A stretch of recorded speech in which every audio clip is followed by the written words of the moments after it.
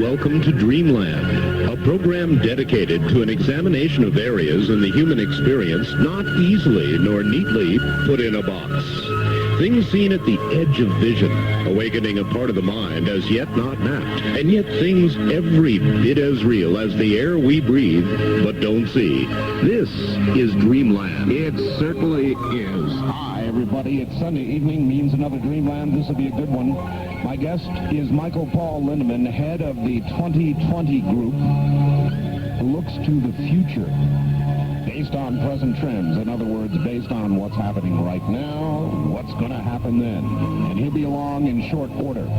First, I'd like to welcome a brand new affiliate to the program. That would be 3WI. What a great set of call letters. 3WI in Brainerd, Minnesota. That's wonderful. That's actually WWWI, and they call it 3WI, and I think that's great. Brainerd, Minnesota, welcome to the program. You'll get the idea of what it's all about as we proceed. There is live listener participation, so stand by, and in due course, we'll have the telephone lines open. A regular feature of this program is a gal named Linda Moulton Howe, who you may recall last week had a death in the family, passing of her father, and was not with us last week, is back this week in Philadelphia. And so, without hesitation, let us go to Linda Moulton Howe in Philadelphia and find out how she is. Linda, good evening. Hi, Art. I really appreciate your acknowledgement of my father last week. The funeral on Wednesday turned out to be a large assemblage of people in aviation from all over in Idaho and other parts of the country, because he had been very involved in the building of airports for private aviation, and it was, I know someplace he's out there now flying, and is out of his pain, and for that I'm grateful. We are also today 2 weeks away and counting from the Shoemaker-Levy comet pieces. That's right. That are to begin, according to astronomers, piece by piece by piece, plunging into the hydrogen gaseous surface of Jupiter, and that should begin somewhere on July 16th. So we will try to stay up with what's happening there. And for that reason, I have a Richard Hoagland coming on the program July 10th. All right. And I will also try to stay up with some astronomer colleagues to give a report that following Sunday.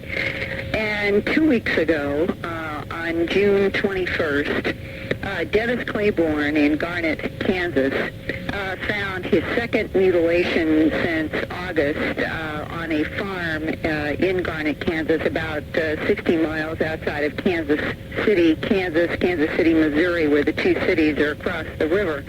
And just 3 or 4 days before he found those two mutilated animals, or the one mutilated animal that was following the August one, in Oregon, people were beginning to report to sheriff's office deputies in Washington County outside of Portland a series of circles that were appearing along U.S. Highway number 26. I just heard something about that, Linda. Yeah, I have received a photograph of it, and from the Oregonian newspaper, it says that in the waist-high wheat was a circle about 35 feet across.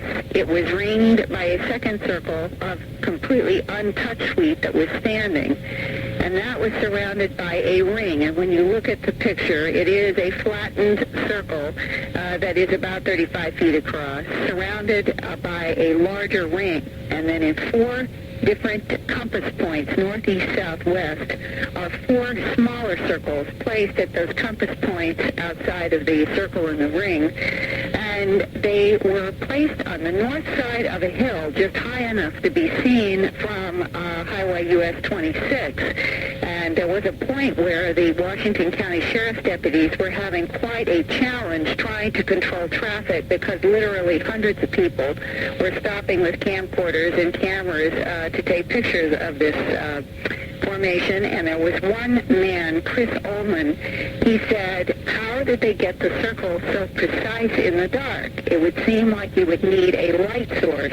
This is quite a precise one, and we're now all waiting to see if anything more like this will occur in the United States. So if there are any listeners in any area that have some access to going out to where there are any kind of food and cereal crop fields, we are now into that phase where we're trying to keep up with any formations that might be occurring someplace. And this particular one, whether it was made by a human or something else, was on the outskirts of Portland, Oregon.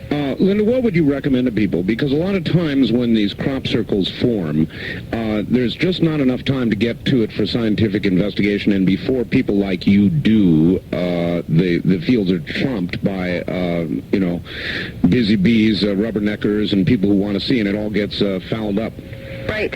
Well, I'll tell you, right now, and in fact, I'm happy to give my phone number on the air for this, because Dr. Levengood, the biophysicist in Michigan that I've been working with for the last 4 years, has been getting some plants from England and is very interested in getting plants from any of these formations that might occur in Canada and the United States, and probably the fastest way is to get in touch with me. So before I go into a brief excerpt from an interview with the Kansas farmer about his most recent mutilation and helicopter activity in the area, I wonder, why don't I just give my phone number and people could contact me who are listening wherever in the United States. It's a gutsy thing to do, Linda. Go ahead. Yeah, I know. Well, this is the only way I know to make this contact in terms of reports. So fast, yes. The number would be area code 215-491-9840. And I will talk with people, and we will see if there is some formation that does occur someplace. We will try to work with Dr. Levengood to get plants to him, and so I would be the contact point. Okay, Linda, but there are a lot of people listening, and so you better qualify it. The only calls you want are ones that are connected to crop circles? Crop circles, and I suppose if somebody also would in their area have heard about some recent mutilations, since they are occurring in a variety of isolated parts of the country right now, I certainly could take a call on that too. All right, with those being the parameters, area code 215-491-9840, Linda Moulton Howe. Okay, Linda. Now, I'd like to share with you a portion of a conversation with farmer Dennis Claiborne, who lives in Garnett, Kansas.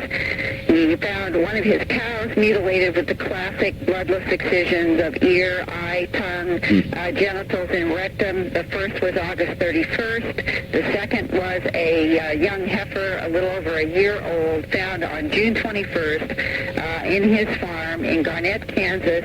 And when we pick up this particular part of the interview, I'm asking him about the comparison between the two mutilations on his farm. In the other one, how similar was the August 31st mutilation to this new young heifer this week? It was the exact same mutilation. There was no difference. Everything was the same. Yeah, the cut might have been just a little rougher on the heifer than it was the cow, but not that much. Mm-hmm. And what about the color of the tissue? Well, you can see in the photos that we're sending you that the tissue was extremely white on the heifer. Mm-hmm. As if there was no blood in the capillaries. There wasn't no blood nowhere. Mm-hmm. And you didn't see signs of struggle or tracks around this heifer in the grass this time? Which are what? Any signs of struggle or tracks around the heifer? Not around the heifer, there was just that ring in the grass. Right, the ring in the grass. Now, I understand that you have seen helicopter activity in and around this pasture recently?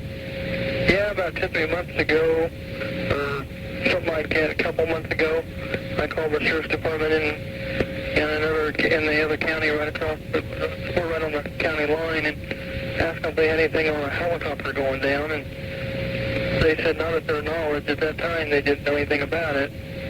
But you could sit out there behind the barn with working cattle, and you could hear it running off in the distance. Perfect. So you could hear the sound of a helicopter? Yep.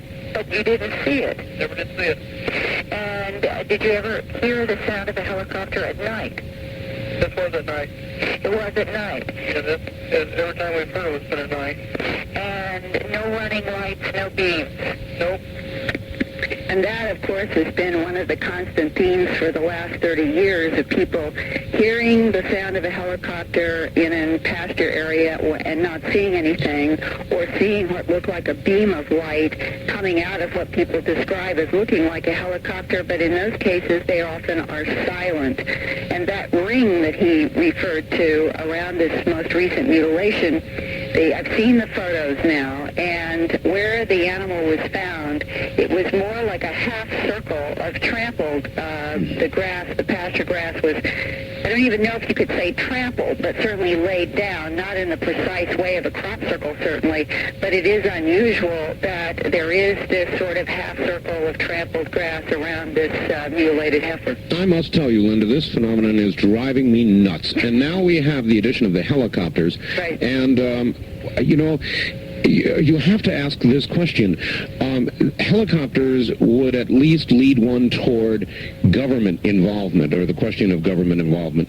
And then you've got to sit back and say, now, what the hell would our government have to go to some farmer's field to get a cow to cut up? The answer is the government would not need to do that. That's right, and every law enforcement officer I've ever talked to since I first did a strange harvest 14 years ago has said this is not the way the government would operate. They would simply buy the animals that they needed, take them onto some military place, and they would take whatever it was that they needed. And I think it's also important to report about 7 years ago, a man who, as far as I know, works for intelligence in the United States government, told me, without my being able to ever name him or the source, but said that our government does monitor frequencies of what they consider to be non-human entities, and these frequencies that come from different vehicles or lights can be tracked and monitored, and when they pick up these signals, that certain teams are scrambled to areas in an effort to both monitor and possibly break up the action. And he indicated to me that this was done both in areas where there were mutilation activity and where there were abduction reports. Wow. That's what I say to that. Wow. Did he happen to tell you any of those frequencies? No. Those are the kinds of things that when you get into details, none of us really ever get, and that may or may not be wise on the part of some of the people in the government who have some assignments in some of this. They're monitoring, and I think they monitor. I don't think the government has all the answers, Art. I think that the government, like we, are trying to struggle with a phenomenon that is so complex and ever-changing that they themselves must study it. That, then, would certainly make sense. That's very intriguing, Linda. And if you can find out any more, or if anybody out there knows any more about this, Call me. Call Linda. That's right. All right. Linda, fascinating report. Thank you, and I will look forward to next week, and my best to Michael Lindeman, and hopefully I can talk with him soon, too. I know you'll have a good conversation with him. I know he wants you to give him a call. All right. So do that. Thank you, Linda. Take care. Take care. Linda Moulton Howe. Wow. Now, that is the first that I have ever heard that suggested, that there may be frequencies of operation of these craft, and that they are monitored. And when something is heard in a specific area, a team is dispatched. All of a sudden, that would make some sense. In just one moment, Michael Paul Lindeman. Hi. Michael Lindeman was born in Milwaukee in the state of Wisconsin, home of our new affiliate tonight, 3WI, in 1949. He became a conscientious objector as a university student during the Vietnam War, developing a lifelong interest in arms control, foreign affairs, and government policy. He earned a BA degree in psychology from Antioch University, followed by 2 years of study at the Graduate Theological Union in Berkeley. He later combined his political and psychological interests as an educator, social analyst, and futurist, first as executive director of the Peace Resource Center of Santa Barbara, then as founding director of the 2020 Group, which is a private research organization studying forces that shape the future. Since 1990, Michael Lindeman has earned national recognition for contribution to the studies of UFOs. He first examined the UFO controversy in 1989 from the angle of its possible connection to covert weapons development and social policy, finding substantial evidence in support of UFO claims. He founded the Visitors Investigation Project to conduct and publish UFO research. Through the 2020 Group, Michael Lindeman consults to the entertainment industry, news media, business community, independent researchers, and private individuals on all aspects of the UFO subject, as well as other issues impacting the present and future conditions of human society. He's a dynamic public speaker. He's lectured and held seminars in just about every part of the United States, is a frequent guest on radio and TV of all sorts. So here from Santa Barbara, California, is Michael Lindeman. Michael, hi. Let's see. Let's try it again. Michael, how are you doing? I'm fine. Good to hear from you, Art. Glad to have you back on the program. For a lot of my listeners, Michael, they will never have heard you since we're on so many new affiliates. So I just guess I told them a little bit about you. What is the 2020 Group, and what are you doing now? Well, Art, as you said a minute ago, the 2020 Group is basically a private research and publishing organization, which I founded in 1989. At the time, I founded the organization. I really wasn't that interested in the UFO subject. I had spent the previous entire decade of the 1980s primarily concerned with arms race issues, the unprecedented military buildup here in this country, and the saber rattling between the U.S. and Soviets during the first part of the 80s was of great concern to people all over the world, of course. And that changed, obviously, very, very dramatically at the end of the decade, which meant that I was switching my focus, looking around for what other kinds of subjects might actually, in effect, drive the social process here in the United States as well as other parts of the world. I think it can safely be said that during the period following World War II, right on up to the end of the 80s, the arms race, the so-called Cold War, was the single strongest influence upon social policy all over the world. The prospect we might go to nuclear war, all the ways of preventing that, all the ways of regulating that, all the ways of negotiating it for better or worse, and all of the technology and industry that went into that. That was the largest single thing in the whole social policy area. Now, of course, that has changed dramatically, and I was asking what's next. But at the same time, I was saying, why do we continue to build extremely arcane new weapon systems? And so I put that question out to a bunch of people. And I said, okay, if the Soviet Union is no longer the big enemy, in fact, at that time the Soviet Union was fast becoming a non-entity, if there is no other entity of that magnitude which could threaten us, who then would be the rationale, the target, as it were, for all these new weapons? Well, Michael, it's an awfully good question, particularly in view of the fact that if you look at our current defense budget, while there are cuts, there's still a lot of money going into weapons development, and who are we fighting, potentially? Exactly. Who are we fighting potentially is a very important question. Not only do we have a very large defense budget out in the open, Art, the money that people all know about in the federal budget, but there is also, much more importantly even, the black budget, about which very few people know. Mm-hmm. And we may have occasion to speak of that later in the program, but I would like to mention to all of your listeners that if you have not yet heard or seen the book Blank Check by Timothy Weiner, I strongly recommend that you go out and get that book. It's in softcover. Blank Check, subtitled The Pentagon's Black Budget. What about this theory, if you don't mind, yeah? Michael, that old habits die hard? And I know that sounds laughable and silly, but we have a long tradition now of connection between the government and defense contractors and all the rest of it. Jobs are at stake. Lots of things I can think of might drive, other than a real national security need, weapons development. You're quite right. There's no question. Part of it is momentum, Art. Part of it is momentum for the simple reason that these weapons development, these weapons systems are on a very, very long development curve. And back when, for example, the alleged Aurora spy plane became a priority project, back in those days, the Soviet Union was very much a formidable enemy, and the idea of a new supersonic or super high-speed hypersonic plane was a very good idea, or at least a feasible idea. Today, we have to say, maybe that plane is anachronistic, but I'm not so sure. And we should be bear in mind, too, that that plane officially does not exist, and yet all of the major aerospace books or magazines in the English language say it does. The U.S. Geological Survey says it does because they can track its movements on their seismographs. Many professional plane spotters say it does. This is a plane which officially doesn't exist. In fact, the Air Force has said vehemently time and again, not only have we not built it, we don't know how, so please, leave us alone.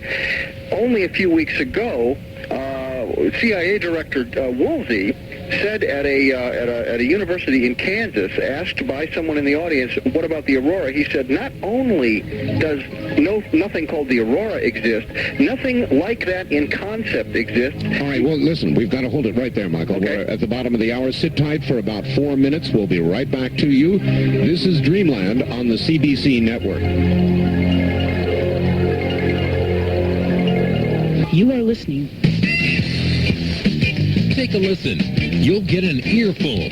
Talk Radio 102 FM. Come enjoy the Big Produce Carnival of Fruit Savings at Thompson Food Basket in Morton. This is Kent Henderson, Produce Manager. Right now, you'll find great savings on produce, like red or black California plums for just 69 cents a pound. Large California peaches are only 49 cents a pound. White or red seedless California grapes are 99 cents a pound. And first of the season, Talbot sweet corn is available too, with 10 ears for only $1.79. Shop and save every week and get double coupons up to 60 cents every day at Thompson Food Basket, 435 West Jackson in Morton. Now, here's the Poet Laureate of the Morton Community Bank, Cliff Hasselbacher. Summer is here and it's about time. How about a CD that's tied to Prime? The flowers are blooming? That sure is great. Your hometown bank always gives a fair rate. If you like your banking without a frown, do your banking at MCB, not out of town. And this is Jean Ann Heiniger. At MCB, we always offer competitive rates, and our friendly account representatives are ready to help you with your investment needs. It's another service of your hometown bank, the Morton Community Bank. Remember, FDIC. Flowers by Florence in Pekin does not have a special for you. That's right, no special. That's because at Flowers by Florence in Pekin, you can always buy a dozen roses for just $17.95. So for those not so special occasions, get a dozen roses for just $17.95 at Flowers by Florence. Call 347-4500 to get those roses for that special someone, no matter what the occasion. That's 347-4500 for Flowers by Florence, 5th and Margaret Streets in Pekin. The number one key to success in all relationships is communication. We'll talk about communication on the new single and the issues that affect us. Join me, Janet Rudd, at 11:30 every Saturday morning for a thought-provocative program. The new single, sponsored by Dates. With 48 marriages and 22 engagements, I'll share the secrets to success on the new single every Saturday morning at 11:30 on Talk Radio 102 FM.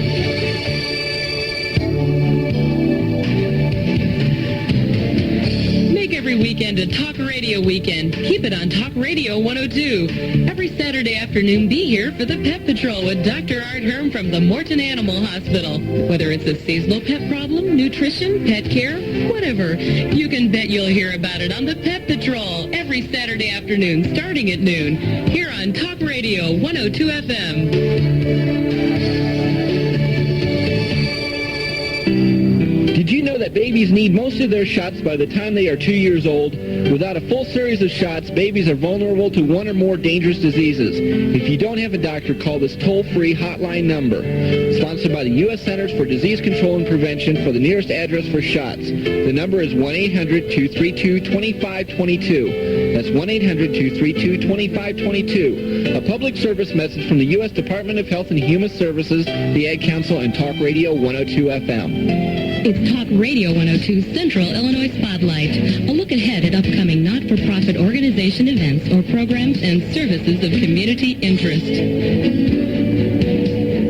Hi, I'm Evelyn Franklin. I'm with the Poodle Promenaders Square Dance Club. It's a group of energetic youth and adults that like to have good, clean, fun square dancing and doing country lines. You can join in that fun by taking square dance lessons starting Sunday, September 18th from 2 to 5 in the afternoon at the Masonic Hall at 700 South 4th Street, Morton. It's only $1 a person per week.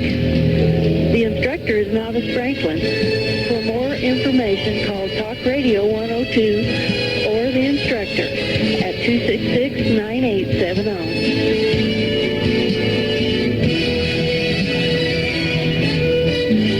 In Central Illinois? Just listen for Central Illinois Spotlight from Talk Radio 102 FM. The unexplained, the unusual, the unknown. This is Dreamland on Talk Radio 102 FM.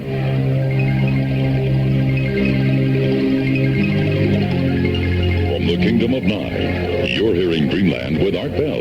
To participate in the program, call toll-free 1-800-618-8255. 1-800-618-8255. First-time callers, area code 702-727-1222. Or the wildcard line at 702-727-1295. This is the CBC Radio Network. He heads up the 2020 group. His name is Michael Lindeman. And we're talking about, at the moment, things military, our defense budget, and he brings up an awfully good point. If the threat is largely, underlying that word, gone, then what are we doing? Spending billions and billions, it's a tip of the hat to Mr. Sagan, of dollars on new weapons systems. We were discussing the Aurora. Michael, you're back on the air. Okay, Art.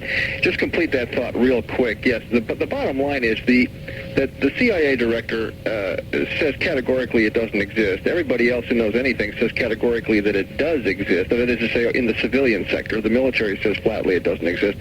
So you've got this divide here where they say it doesn't exist. Now, just as a point of reference, we might note that in last week's New York Times, in the Sunday New York Times Magazine, there was an article about Dreamland, dear to your heart, I'm sure, right up there at Area 51. Yes. And where the writer, almost tongue-in-cheek, pointed out that although we've got loads of photos of the place and everyone and his brother knows it's up there, the military still will tell you flat out it doesn't exist, it isn't there. And this is, I think, something we have to understand, that these people lie for a living, and to them it isn't lies, it's policy. So we have to understand that whenever we're talking about this subject, we're dealing with an area where deception is the rule of thumb. And Michael, is a lie told in the cause of national defense a lie or just national defense? Well, it is still a lie, and I'll tell you, but it is a lie with a rationale, or a lie with an excuse, as it were. Ollie North trotted out his famous thing: we had to trade off which was more important, lives or lies, lives with a V, or lies. He, in defense of his Iran-Contra behavior. Winston Churchill, when he was plotting with Stalin and Roosevelt to defeat Hitler, said in wartime, the truth is so important that she must be guarded with a bodyguard of lies. That's right. Now, this is This is the way policy is conducted, and I am not saying that it's always wrong. I am simply saying it is something we must understand. We must factor it in. I'm not pointing a moralistic finger at these people. I'm just saying facts are facts. Sure. These people lie for a living. Now, when it comes to the UFO subject, of course, we're up against what is arguably the biggest secret in world history, and there, of course, I think for all practical purposes, it is being conducted in a war mentality, though it is not necessarily a war issue, but it is certainly being conducted with a war mentality, and so we have to assume that this lies in defense of policy, lies as policy, is very much the order of the day. Have you concluded, Michael, that we are being visited? My personal conclusion is absolutely yes. I believe I am absolutely convinced. And what is the body of evidence that brought you to that conclusion? Well, it is, I must say, it has been coming together incrementally, Art. I wish I could point to a smoking gun. I really can't. I would like to say, however, that the new evidence or the recent accumulation of evidence around the Roswell incident is extremely compelling, and we can now point to several excellent books on that subject. One by Stanton Friedman called Crash at Corona, and two by Randall and Schmidt. The first one called UFO Crash at Roswell, and the new one this year called The Truth About the UFO Crash at Roswell, which somewhat rewrites the timeline, but for all practical purposes, the story is the same and has been pretty much the same since Bill Moore first published the Roswell incident back in 1980. But today we have, dozens of first-hand eyewitnesses and many, many other eyewitnesses, family people who have seen how their loved ones passed away, babbling about Roswell on their deathbeds, for example. We know that something extraordinary happened at Roswell, and it has all the earmarks of the most well-documented, legitimate UFO crash recovery in history. Not the only one, but one which is virtually a lead pipe certainty. And here we are face-to-face with one instance that proves the argument, as it were. Now, if Roswell happened as we think it happened, then the military is in possession of a substantial amount of legitimate UFO wreckage, that is to say, machinery built by a non-human, technically advanced intelligence. And they are probably... This made the... Rock 106. Disappeared, was shipped out under unusual circumstances and later disappeared, never to be seen again. Glenn Dennis says that he was told also, if you speak a word of what you've seen or heard, someone will be picking your bones out of the sand. Yeah, it's easy to sit back academically when you're listening to this and saying, well, then why didn't they just blow it all out and, let the story out and go to the press and all the rest? Well, that's a significant threat. If you've ever had one made like that, you'll know. If not, you cannot imagine to kill you and your family and your children is not a trivial threat. That is correct. There was a young girl whose name at the moment escapes me, and perhaps I can dredge it up later on. Her father was a fire officer down there, and the fire department apparently had been called out to help set up the cordon around the crash area. Some small pieces of wreckage showed up at the fire department for a short period of time, and this young girl, 12 years old at the time, Frankie something, I forget her first.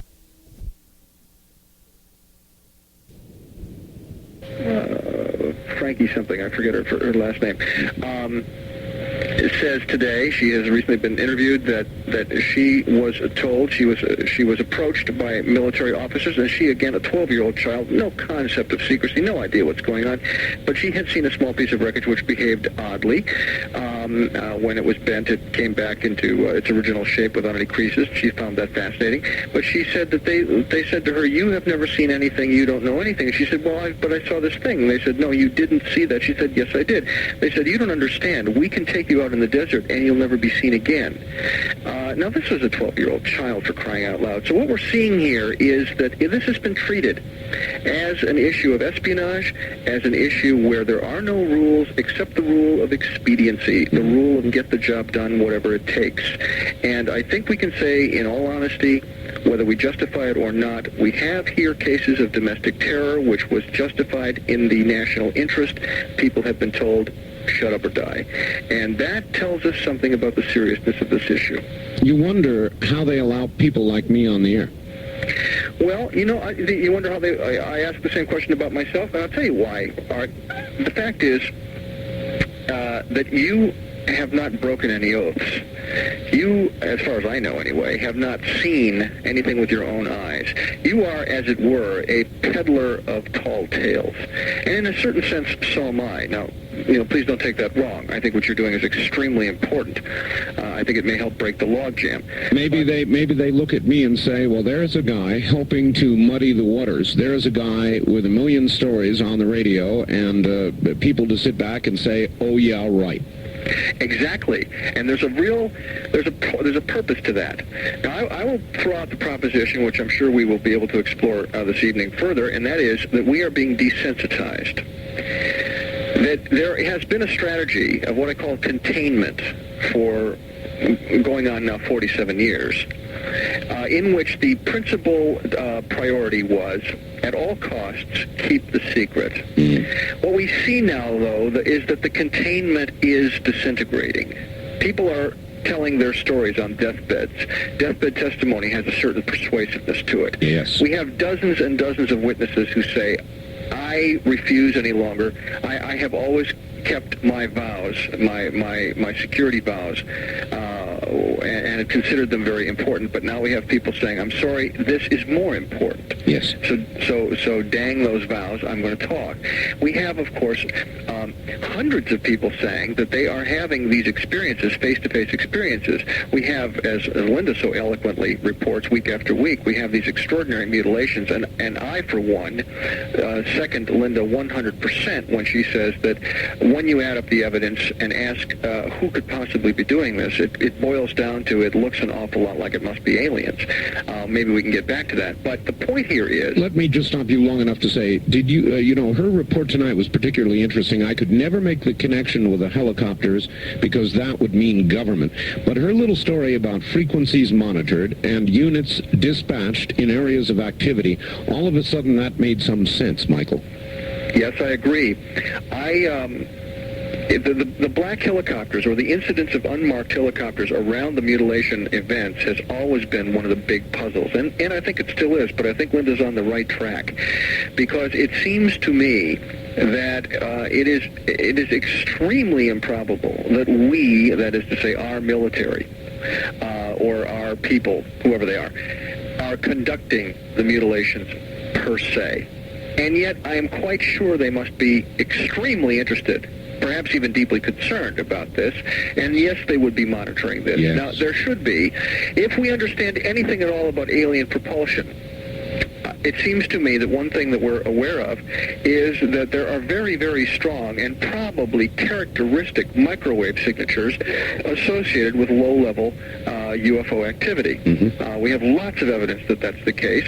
Indeed, that may be directly involved in the creation of crop circles. That it remains to be proven, but it's a possibility.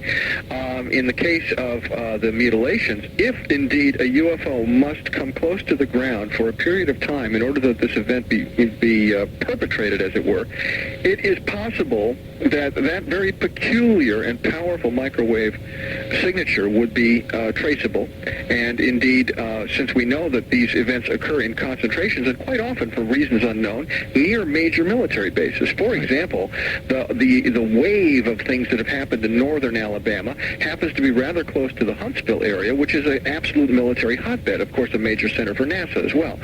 So we see, for again, reasons unknown, that this happens a lot in areas where it would be feasible for the black helicopters to be scrambled in short order and to go see what's going on.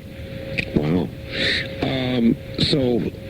So then you believe they're here. You're probably, like everybody else, not quite sure. Should I ask you about why? Why do you think they're here, Michael? What's your best guess? Well, I could only give you a guess, as you say. Let me start by saying that I am slowly gravitating toward what I would have to say, and with all due respect to myself and others, is the current lunatic fringe of serious UFO research, okay? Now, which is what? Which is the proposition that they've always been here, or they've been here one heck of a long time. And let me back up on that a second and say that over time, the lunatic fringe of this research area has shifted a great deal. It was only about 15 years ago, Art, when the concept of abduction was right out at the lunatic fringe. Absolutely. And today, as we all know, abduction is the centerpiece issue of UFO research, and anyone, even the very conservative organizations, such as the Center for UFO Studies in Chicago, which, you know, by any stretch is a conservative UFO research group, they're on the bandwagon with abduction. Today we have the most astounding abduction tales being taken very seriously by Harvard professors and so forth. And so we have to say, well, this topic has come of age. By the way, John Mack's going to be a guest on the program in the next few weeks. Very good. Very good. Well, of course, as we probably know, most of your listeners, I hope, are aware of John Mack's quite remarkable new book. I would like to say a word about that in a minute, but let me just finish this other thought. Sure.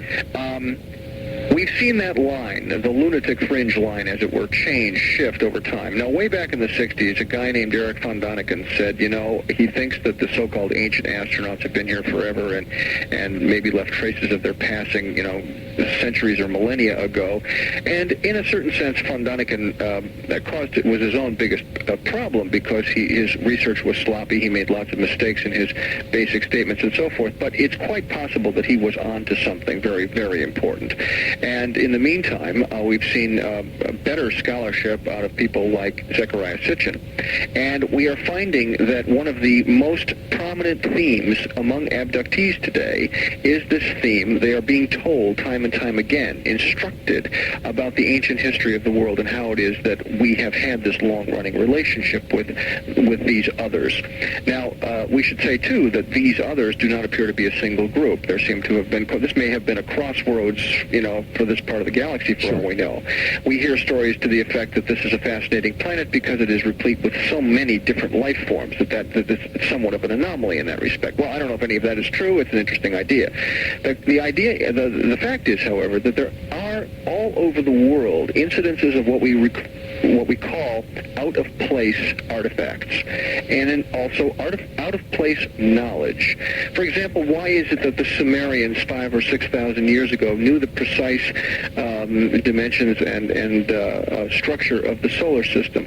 This is something that we didn't know. We didn't know about the planet Pluto, for example, until 1930. We didn't know about Uranus and Neptune until the latter part of the 19th century. And yet the Sumerians knew these planets. They knew their size. They knew their color. They knew how long it took for these planets to go around the sun. This is a fascinating fact. They wrote it all down, so we know it's true. They even had diagrams. Michael, it argues two possibilities, really, it seems to me. One, that we were visited long ago and given these technologies, or two, and I have a number of guests that have said this recently, that it's possible that there are periodic polar shifts and that man on this planet comes and goes, and that there may have been prior civilizations. Okay. Prior civilizations, yes.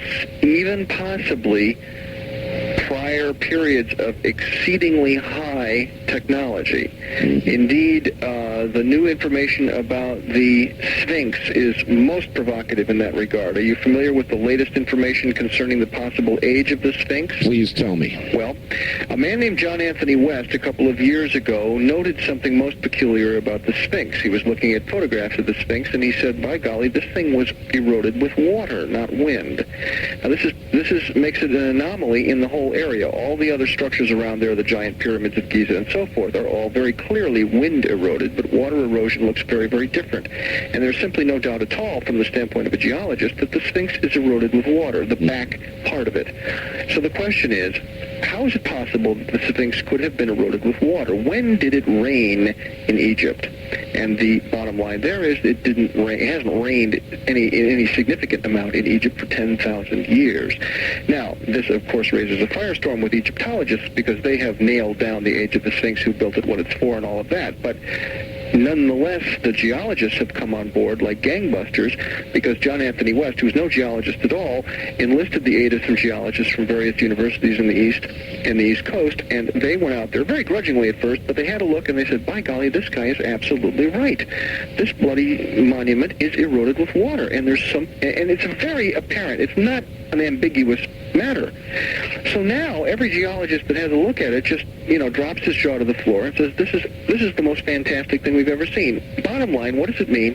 The Sphinx can't be 5,000 or 4,000 years old like people say. It can't be an artifact of that dynasty that everyone pins it on. It is something that was built 10 or 12,000 years ago, long enough ago, Art, that rain, substantial amounts of rain, could have substantially eroded it before the rain stopped. And that is an absolutely stunning change in our whole view of that area. It is. Michael, hold on just one moment. My guest, Michael Lindeman. The Sea Crane Company sells the DL telephone. What is the DL telephone? Why should you want it? Oh, these are easy answers. The DL telephone, in the area of what is it? It's a digital telephone. That means that it breaks your caller's voice down and your voice down into true individual digital yeses and nos. Confusing? It reassembles them on the other end. So, what does that mean? Well, here's what it means. Here's how it works. It is as good as a plug-into-the-wall telephone. It's portable telephone.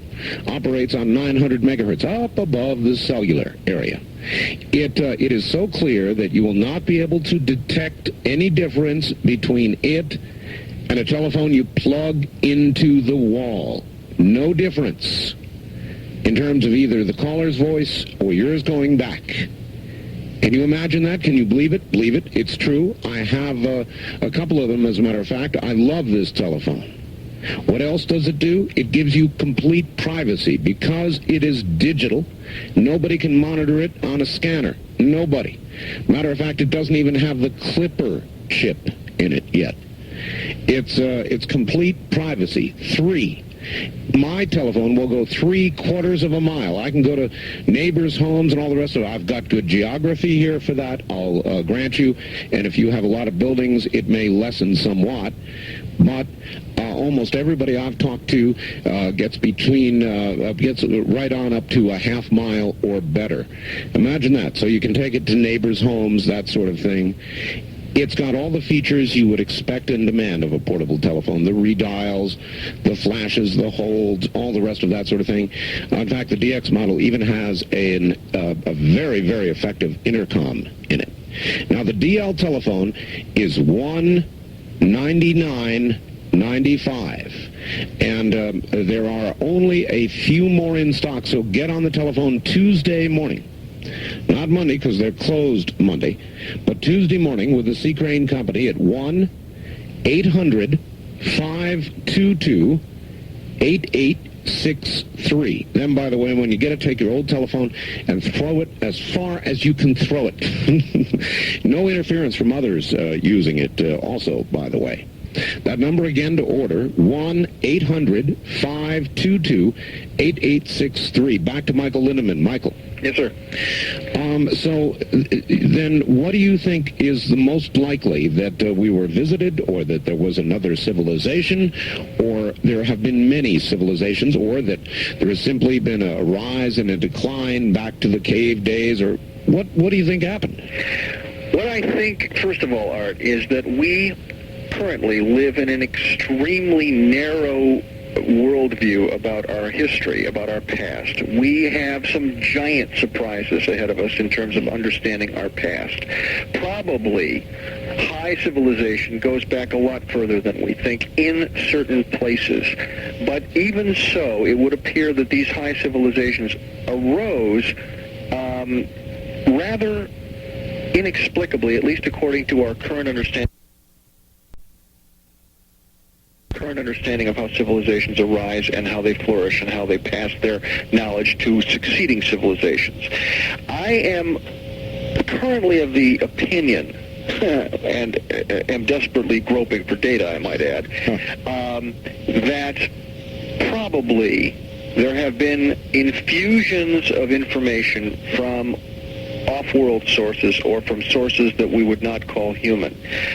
that this has probably happened periodically over time, and that would account in some cases for the sudden appearance of extraordinary civilizations in places that were not supportive of civilization prior. All right, why then would that knowledge not have contributed to a general rise rather than the possibility of there having been a highly technical civilization previously? Well, in some cases it did contribute to a general rise. For example, we really trace a lot of what we call modern civilization today all the way back to Sumeria. If Sumeria was one of the seed beds of this round, let us say, of civilization and technology, an enormous amount of that has been passed down virtually unchanged through the Babylonians and Assyrians and shared with the Egyptians, and may even have filtered eastward toward the Vedic cultures, and certainly became the basis for the cultures of the Middle East, and from there on to the Minoan culture, the Greek culture, and the Roman culture, and from there, of course, in a straight line to us. There is no question that there has been a long path of more or less unbroken handing down.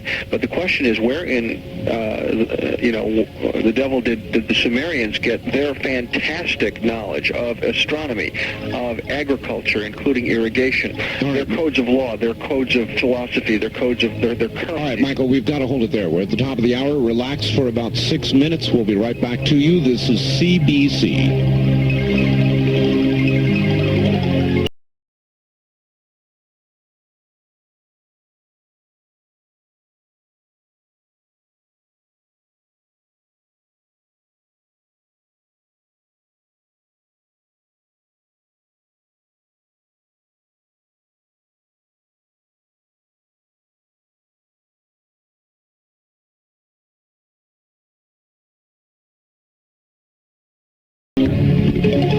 We're sorry, but due to satellite transmission problems, Talk Radio 102 FM presents a previously recorded Art Bell Dreamland program.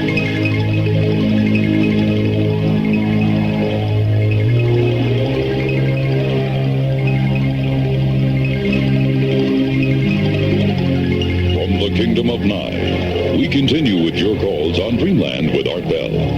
Call Art now toll-free at 1-800-618-8255. 1-800-618-TALK. First-time callers, area code 702-727-1222. 702-727-1222. Or the wildcard line at area code 702-727-1295. 727-1295 in the 702 area code. Now again, here's Art Bell. Now again, here I am. Michael Lindeman is my guest. He's from the 2020 Group, which is an organization that looks at current trends and predicts future probabilities. I guess that would be a good way to put it. We're talking about the UFO phenomenon, the visitations we're having, and according to Michael, may have had for a very, very long time. And we're going back to it right now. We will begin to take calls shortly. Michael, a couple of things that I want to cover with you. You have a current project going on. What was it? You told me about it earlier, the name of it, and I'm terribly sorry, I've forgotten. Are you referring to the computer project? No. Just previous to that, you had mentioned a project by name. I had mentioned a project by name. Yes, you have. You've stopped me. Are you writing something currently, or? No. You and I was talking about coming of age in the cosmic neighborhood. That's right. There we go. I'm sorry. You got me a little bit confused there. Coming of age in the cosmic neighborhood is actually the name of a lecture that I am going to be giving in several places around the Southwest during the month of July. All right. Where are you going to be, and what is it all about? Okay, I'm going to be, first of all, I'll be going to the MUFON, International MUFON Conference, July 8, 9, and 10. For those of people down in the Texas area that may want to go to the, that'll be at the Hyatt Regency in Austin, Texas. July 8, 9, and 10. I'll be speaking down there. And then I'll be speaking in Albuquerque, New Mexico on the evening of Thursday, July 14th, and I'll be speaking in Scottsdale, Arizona, right outside of Phoenix, on Saturday, July 16th. In both Albuquerque and Scottsdale, I'll be delivering a lecture with lots and lots of slides and illustrations called Coming of Age in the Cosmic Neighborhood. And the catchy little punchline to that is, we are not alone, we are finding out, and that changes everything. So I'm trying to take a relatively upbeat attitude toward this. We're facing a huge mystery. We're definitely facing a political dilemma, to say the least. I think there are people inside the government who have taken this as one of the most serious challenges to the social order that they have ever had to deal with. It is very much on a par with serious warfare. But that does not mean we are necessarily facing hostility. What we are facing is high strangeness. We are facing the unexpected. We are facing the infusion of influences that we are not ready for. And that can be problematic, but not necessarily a disaster in the end. We have to get ready for this. We have to grow up and face the music. I think that is a huge challenge. I think it's exciting, and that's what I'm going to be talking about. All right. Here's a what if, Michael, and I'm curious how you would answer it. If I came to you and I was from the government and I said, look, most of what you've talked about, well, some of it, you're off, you don't have it quite right. But the fact of the matter is, we are being visited. We've been visited for a very, very long time. The Clinton administration has decided that it wants to break word to the American public. You, Michael Lindeman, have studied this sort of thing. What do you recommend to us? What exactly would you tell them?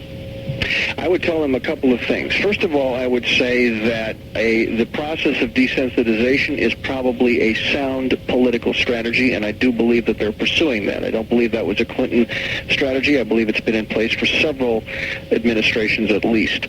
But I would say, yes, we must start telling people that things have been going on. And I believe we should start with some of the old cases. We should start to acknowledge that we have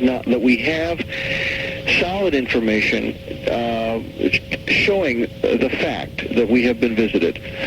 This is going to be a hard pill to swallow for some people, but it's interesting that it may be less of a challenge than some people have predicted. Well, after all, Michael, we did swallow the plutonium pill. Yes, that deplorable pill. It's true, and it may just be that people are so just generally overwhelmed with the rigors of daily life that they're kind of going to yawn and go, oh yeah, right, aliens, no problem. I don't think so. Now, of course, there has been a running supposition in government, and we know this from looking at the Robertson panel report from 1953, the CIA report about debunking, the Brookings Institute reports that came out of the late 50s and early 60s, reports from NASA and so forth, telling us unequivocally that the government has assumed that there would be some kind of very unpredictable social disorder if they simply said, well, by the way, we've got aliens and we can't catch them and we don't know who they are or what they want, thought you'd want to know, that would probably precipitate a disaster which they were unwilling to take a risk on. I understand that. I think they're probably right. But I think, too, we're very different people today than we were then. I think that we now have a generation of adults who grew up with the space age. We have a generation of adults who grew up with fantastic space movies, who've seen all kinds of stuff on Star Trek since it began back in the late 60s. All this kind of thing has changed the picture enormously. We also have a huge amount of information coming out and reported much more respectfully today than ever before, though there have been waves in the past of good reporting and big stories. Today, it's really unprecedented. The number of books, the number of quality television programs, the number of reports in the newspapers and magazines, all this is changing the picture a tremendous amount. It is. Still, the government is not likely to tell us about something that the government itself does not fully understand. It's not likely, is it? No, it is not. It is not likely at all, but I do think that if ever there was an opportunity, the Clinton administration represents a major break from the past in a way that the Bush administration certainly did not. Bush's political roots go way back to the early 50s when he was involved with the CIA as in covert ops, and of course as CIA director in the mid-70s. Yes. Reagan, of course, an old guard guy, and then from there on all the way back through Nixon and those people.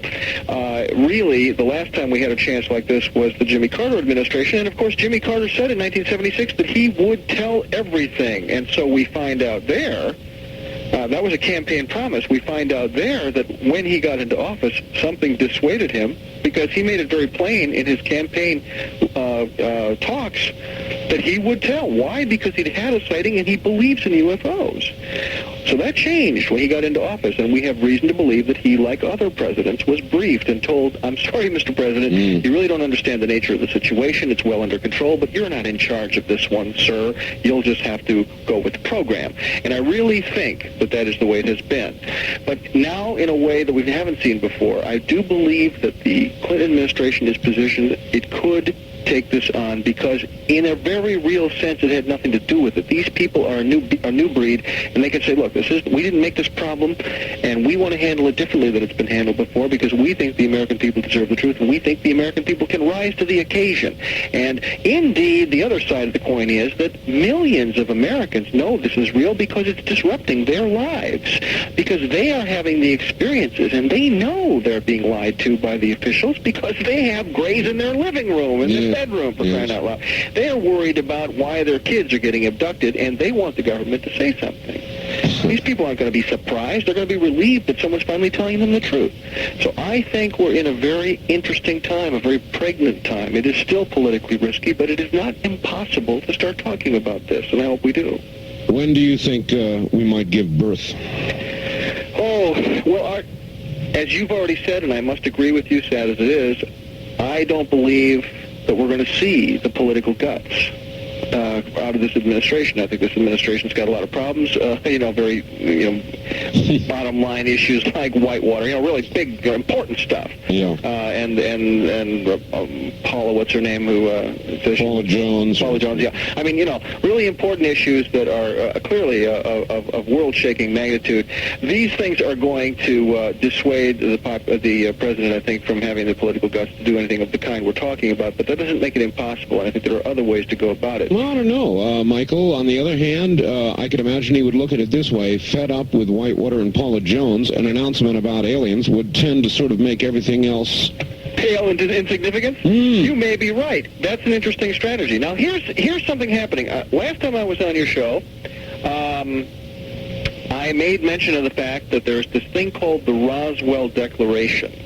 Yes. And since you've got a bunch of new affiliates now, I want to say it again because the deal is still the way it was. And by the way, the last time I was on your show, Art, I got 200 responses in the mail. And that, I think, is a tribute to you and your show. It was absolutely fantastic. But here's the thing. There's a piece of paper called the Roswell Declaration. It is now being widely circulated around the country and in Europe, and we have just learned, I'm happy to say, that it will soon appear as a full-page spread in Omni magazine, which, of course, will present it to millions of people. What is it?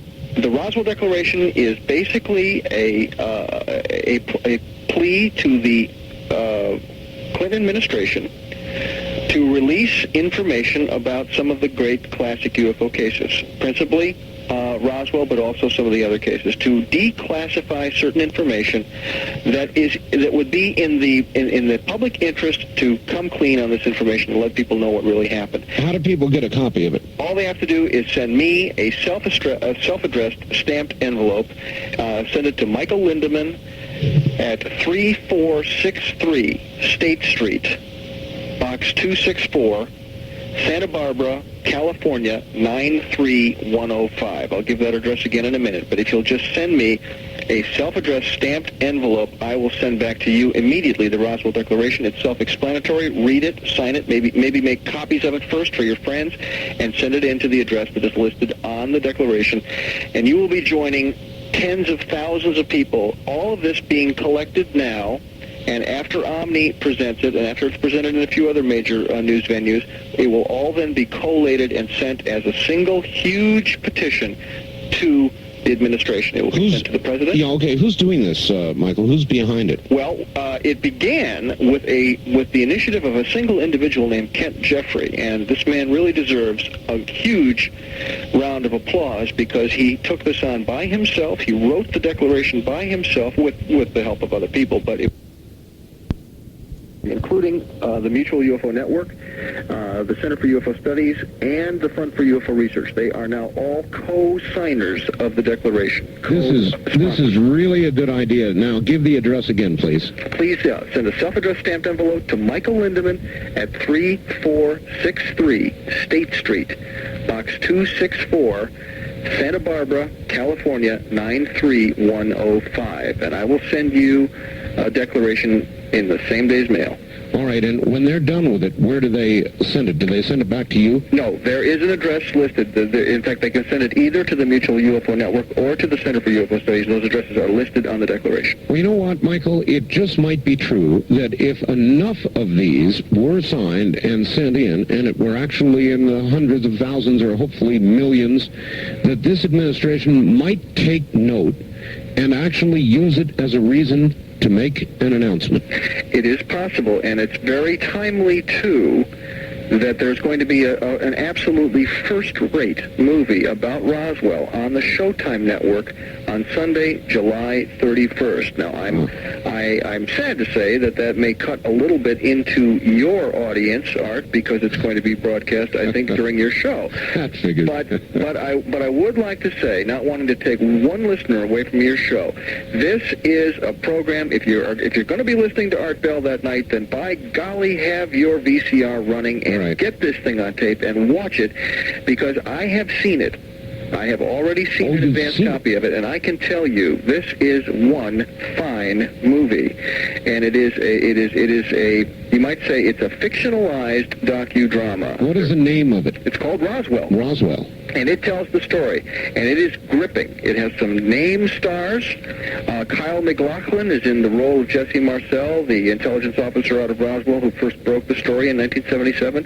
It has Martin Sheen is in it, and some other well-known actors and actresses are in the program. It's first-rate. It was a big-budget production for Showtime, and they've stayed true to the facts, even though it is classified as fiction. The story is true. It really then ought to put some oomph behind the Roswell Declaration, eh? Well, we surely hope so. And now it would appear, though there isn't a deal cut yet, it now appears that there may be some announcement concerning the Roswell Declaration in conjunction with Showtime. Wow. And we hope that happens. Showtime seems to be taking well to that suggestion. It's in negotiation or something. I can't imagine that they have anything to lose by that. Oh, Michael, that's very exciting. All right, hold on just a moment. We'll come right back to you, Michael. That really is very exciting. Michael Lindeman of the 2020 group in just a moment. Important enough, I'm going to repeat this address. All you need do is send a self-addressed stamped envelope, no money, just a self-addressed stamped envelope to Michael Lindeman. That's Lindeman.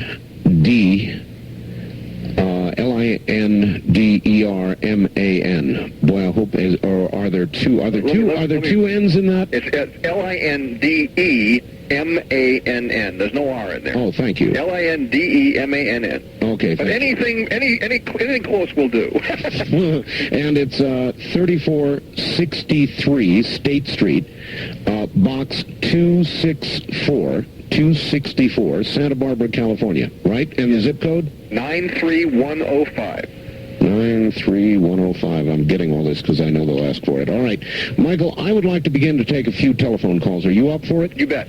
All right, let's do it. On the wild card line, you're on the air with Michael Lindeman. Hi. Hello, this is Fritz from Phoenix. Fritz from Phoenix. Gentlemen, the questions come up constantly. Why are they here? What's the reason why there are so many sightings over the 46, 47 years? Obviously, it's the cosmic connection. Now, Michael, you have nothing to lose. You have no credentials to use. You have a good reputation. But I must say this. The UFO community actually has no leadership. There's no guidance, no coordination, no clearinghouse. In short, it's staggering around like the four-planet man and the elephant. Now, the ETs over the last 40 years have used various brands of conditioning processes, but mankind keeps refusing their calling cards. All right. The media is to blame. Fritz, I want you to listen carefully on the air because this is, I promise this is not a setup. Michael, he mentioned a clearinghouse. There's no leadership. There's no clearinghouse. There's no central point. Wasn't a setup, Michael. I made a comment about this a couple of weeks ago. Yes. And we talked about it before the program. Yes. And I know that you can't tell us too much about it, but whatever you can tell us what's going on. Well, Fritz, I'm very cognizant of the problem that you've said. I agree with it.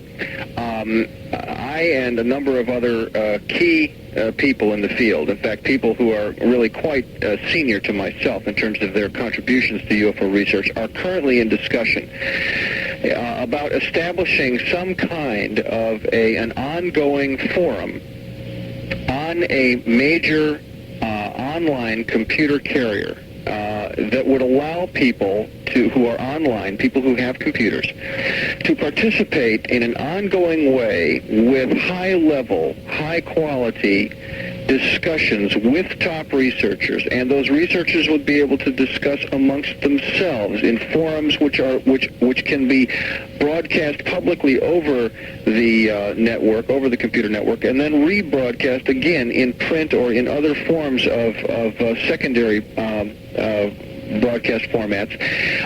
But the point would be that we would begin to have a concentrated online information sharing, information synthesizing process. Mm-hmm. Now, this project has been in development for more than 6 months. It is still not ready for public disclosure. I have to be rather reticent about it, and we are not at all ready to start, telling people how to subscribe. But I will say this: I am now, after recent developments, I am now confident that this project is going to come to fruition, that it will involve a more or less astounding array of high-quality researchers when it comes online. And I'm very happy to have played a role in causing this thing to occur. And I would love to tell all your listeners right now how they can just sign up and do it. Well, maybe next time. Yeah, since you cannot, that was going to be my question. The moment you can, will you come back on the program? I sure will. I would be delighted. That's very exciting. It's about time, and I don't know what else to say other than that. It's about time. On the first-time caller line, you're on the air with Michael Lindeman. Hello. Good evening. This is Bill from Vancouver. Hi, Bill. KEX and KVI. I'm lucky. Yes, sir. Mr. Lindeman, I have a question for you. Could you briefly tell me what is, since you know so much about weapons, what is this red mercury? And also, would either one of you be interested in receiving photos from the newspapers, not only the Oregonian, but there's several community newspapers of Forest Grove, of the field, the circles, and that? Oh, yes, absolutely. Okay. I would like to receive anything you've got on the crop circle activity up there. I would be very grateful. Did you get my... Yeah, can I put that in with when I send for the declaration? You sure can. I'd be delighted. Thanks so much. Okay, and Mr. Bell, could you please also say your P.O. Box number on the air? All right, I'll give my address out. Michael, we've only got just a very few seconds before the break. Red mercury, do you know what that is? Frankly, I hate to sound stupid, but I don't know about red mercury. Sorry, caller. Well, that's all right. Michael, we're at the bottom of the hour, so what I would like you to do is just sort of hold on for a moment. We'll both look forward to those clippings. I certainly will. By the way, my address is Art Bell, Post Office Box 4755, Post Office Box 4755, Pahrump, P-A-H-R-U-M-P, Pahrump, Nevada. Don't laugh, zip code 89041-4755. You're listening to Dreamland on the CBC Radio Network. For Central Illinois, this is Talk Radio 102 FM.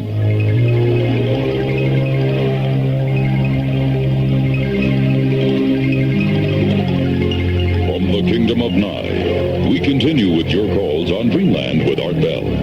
Call our Start now toll-free at 1-800-618-8255. 1-800-618-TALK. First-time callers, area code 702-727-1222. 702-727-1222. Or the wildcard line at area code 702-727-1295. 727-1295 in the 702 area code. Now again, here's Art Bell. Now again, here I am. Michael Lindeman is my guest. Lots of news breaking this morning on this program, and a lot of it very welcome. Don't forget the Roswell Declaration. Send a self-addressed stamped envelope, please, to Michael Lindeman, Lindemann, 3463 State Street, Box 264, Santa Barbara, California.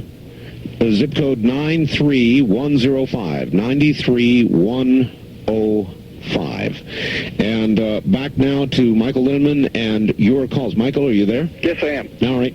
Are you ready for more? Yes, I am. I want to make a quick comment before you pick up the phone there. The gentleman who called about red mercury, one of my friends was standing by here listening to the program and said, don't you remember about the red mercury business that was basically has to do with the possible proliferation of illicit nuclear materials out of the former Soviet Union or the satellite Soviet states. Oh.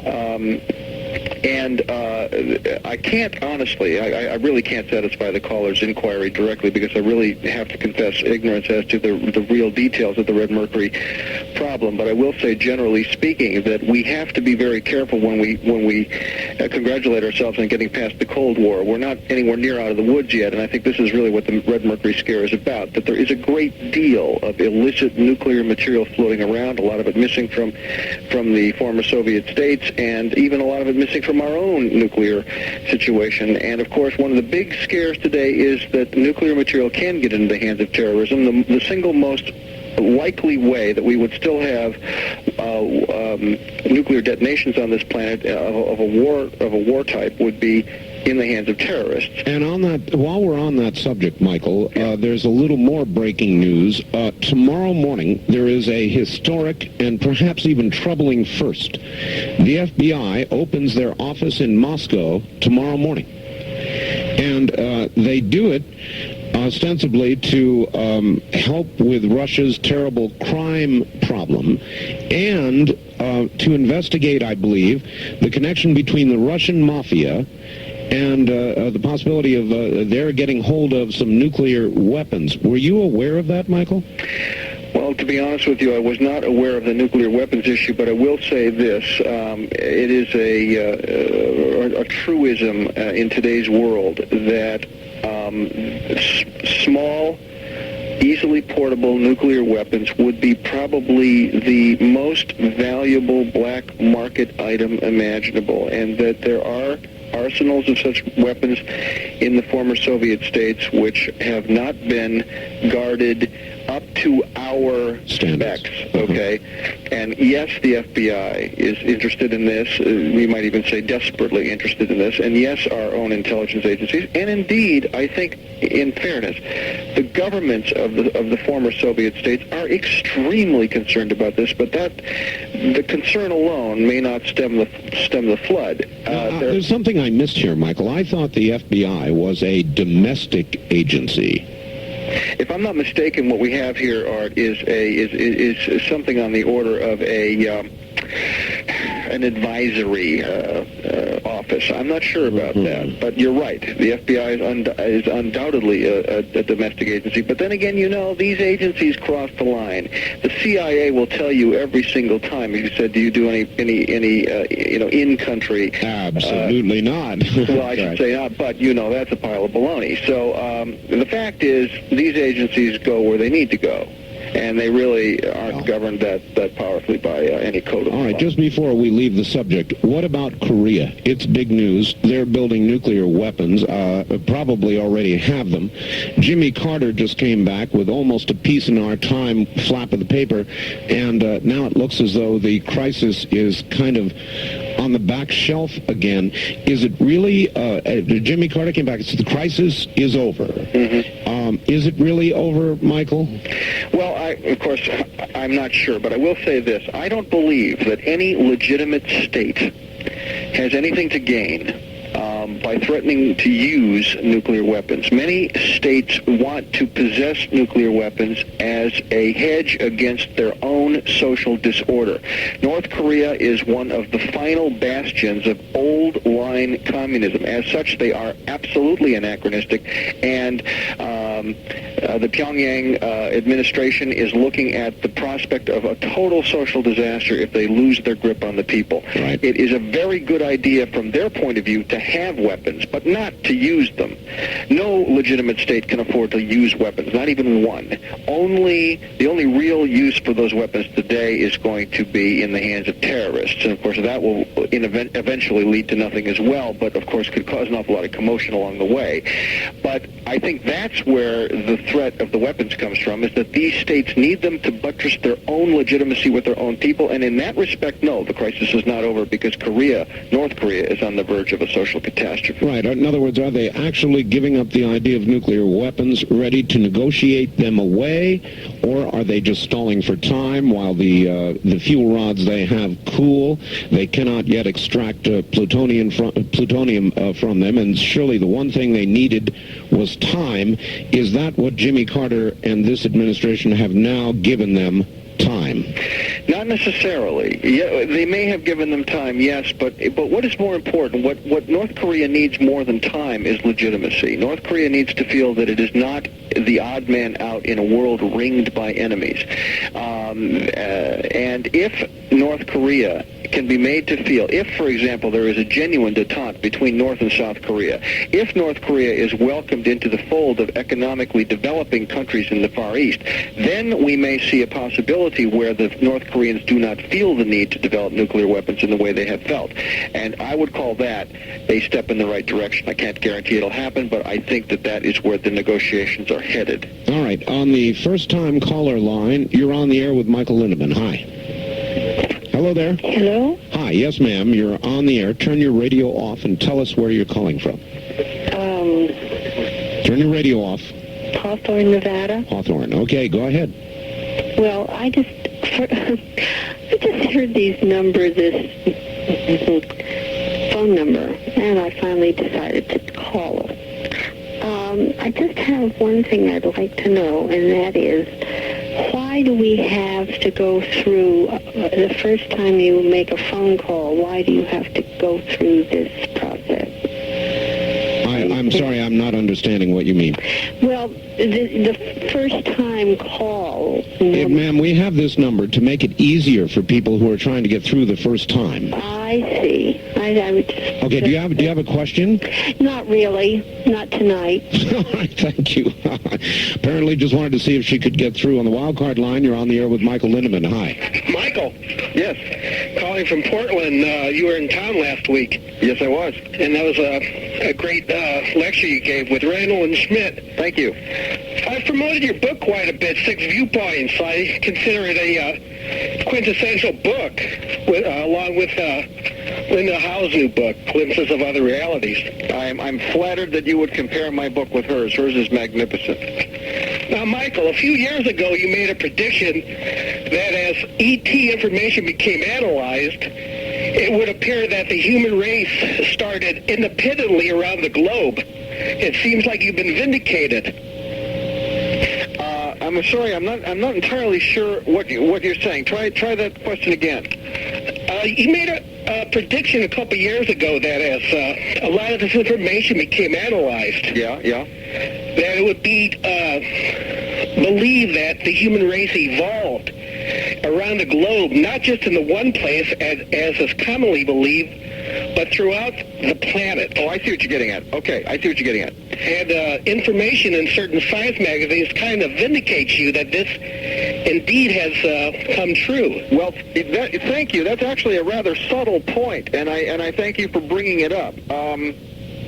Actually, the argument is far from one. It's an extremely complicated situation. He's referring, Art, to some recent articles in Science and Nature and some other more arcane magazines from the latest research on the evolution from the species we call Homo erectus to the species we call Homo sapiens, and where indeed Homo erectus showed up around the planet, and whether or not Homo erectus evolved into Homo sapiens in one location or in several different locations, which seems rather less probable. And yet there is some information suggesting that Homo erectus actually migrated to various parts of the world out of Africa much earlier than previously thought, and at that stage was able then, in all these independent locations, eventually to show up as Homo sapiens, which would be an extraordinary thing to occur. Well, it would, because it would make the probability of life elsewhere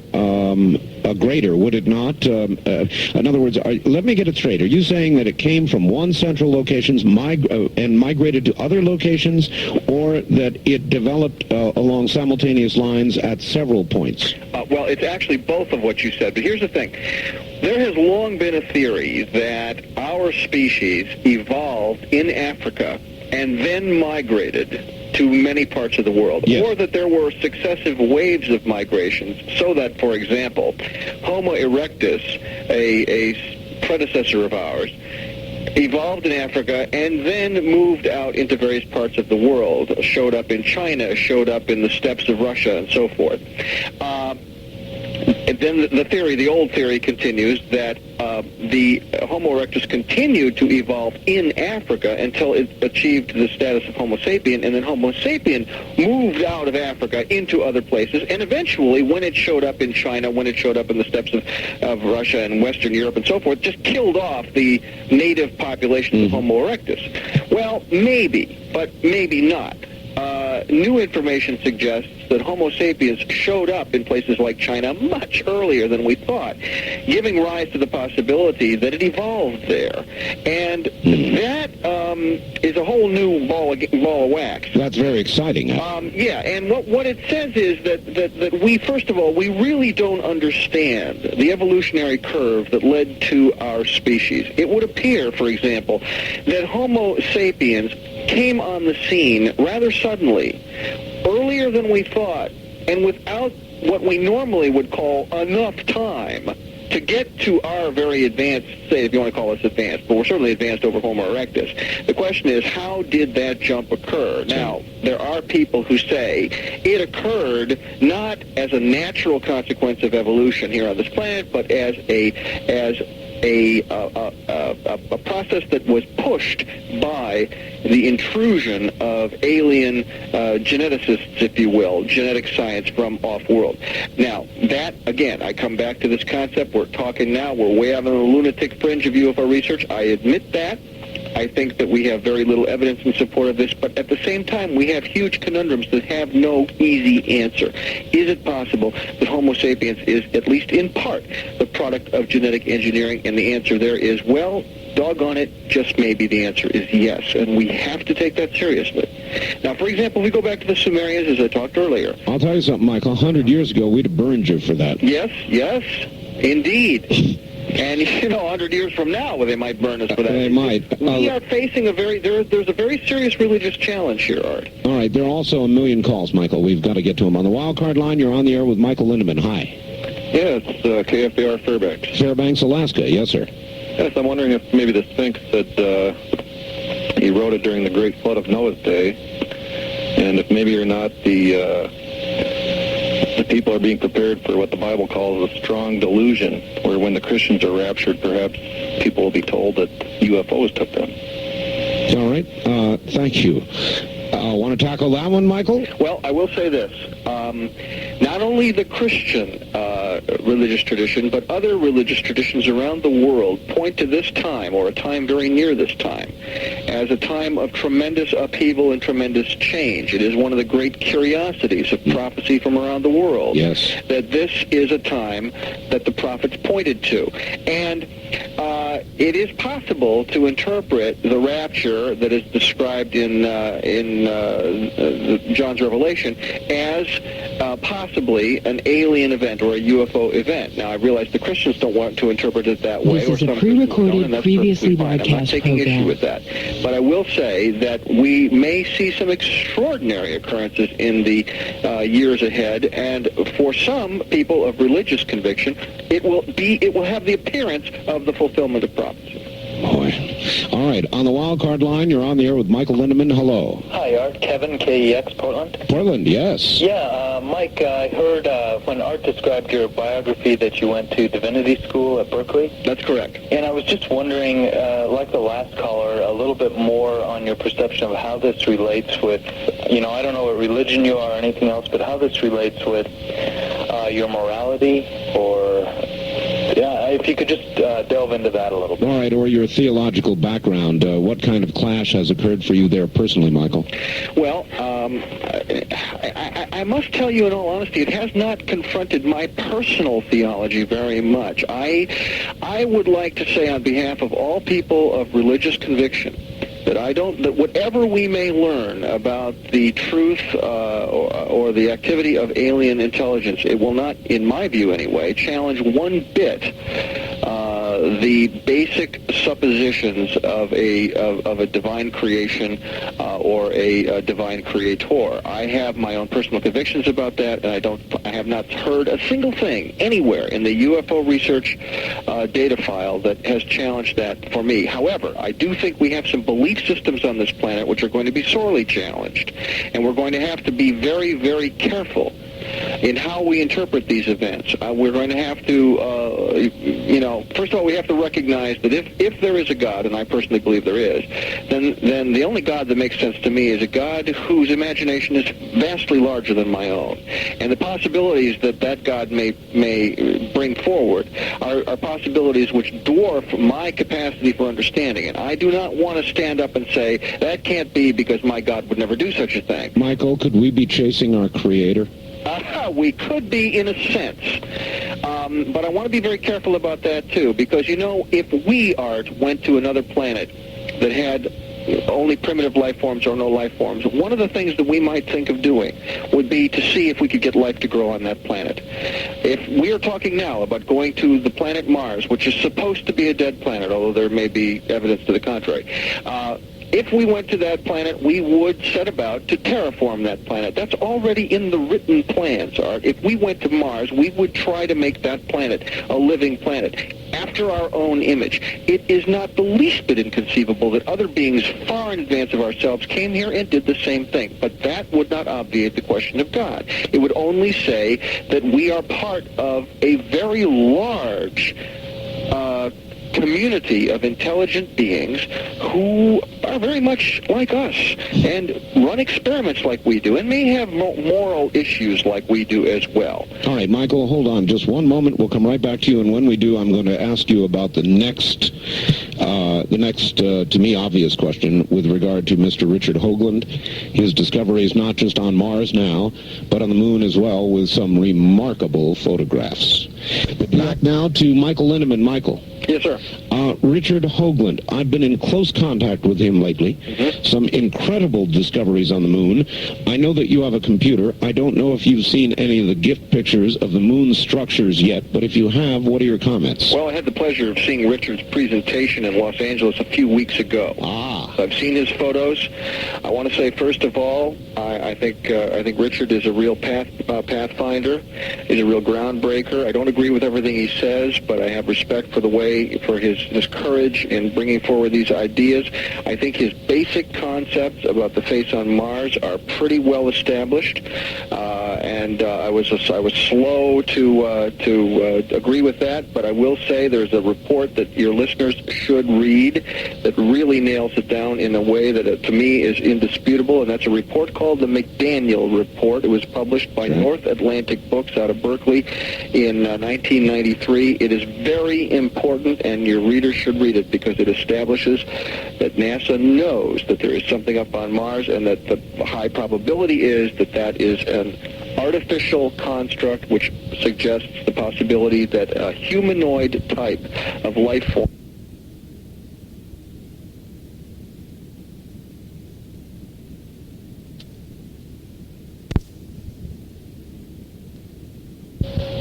Richard Hoagland's analysis there, of course, is nowhere.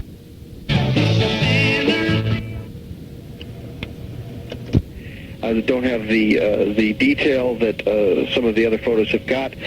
But there are some structures there that really oughtn't to be there, and it takes somebody like Richard to explain why they shouldn't be there, and that has to do with the way erosion occurs on the moon. Mm-hmm. All the surfaces of the moon are of basically two kinds, either relatively new impact features, basically from the impact of meteoroids that cause craters, and for a time those features are rather jagged, but over time, because of the constant rain of small meteoroids, you get a wearing down, and all of the older features of the moon are extremely smooth, undulating features. Yes. In that picture, a couple of extraordinarily odd, out-of-place things. And here again we have this concept of out-of-place things that oughtn't to be there. Less than a minute now.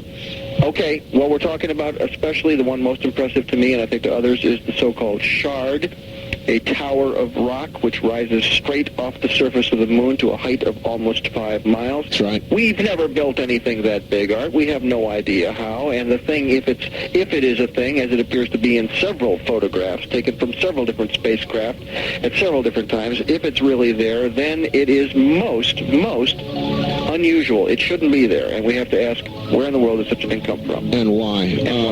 All right, stand by. We'll come back to you right after the break at the top of the hour and try to get to more calls this next hour. My guest, Michael Lindeman. You're listening to Dreamland on the CBC Radio Network. For what you think during our local talk radio programming, call Star 102. Right, but due to satellite transmission problems, Talk Radio 102 FM presents a previously recorded Art Bell Dreamland program.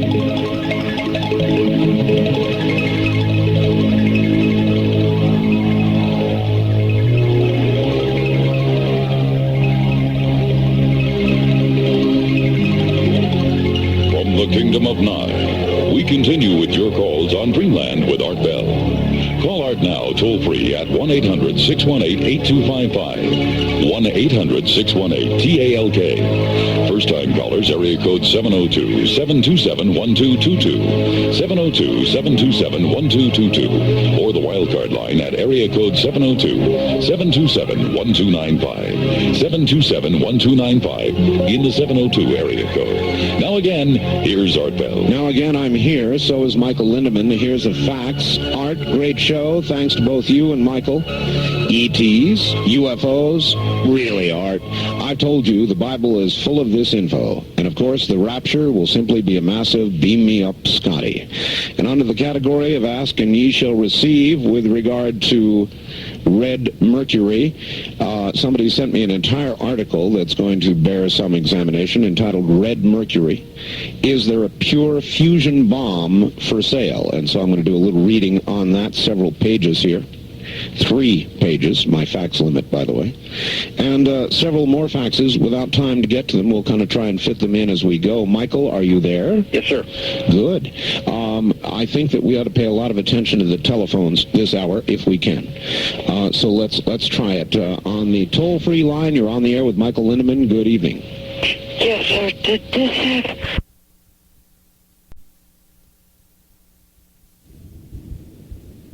So let's try it. On the toll-free line, you're on the air with Michael Lindeman. Good evening. Yes, sir. Did this have... I'm from Wisconsin. In Milwaukee, and all right. One night, everybody in Milwaukee saw this one UFO going over the city. It was like it was playing a joke, but me and some friends of mine were given some papers.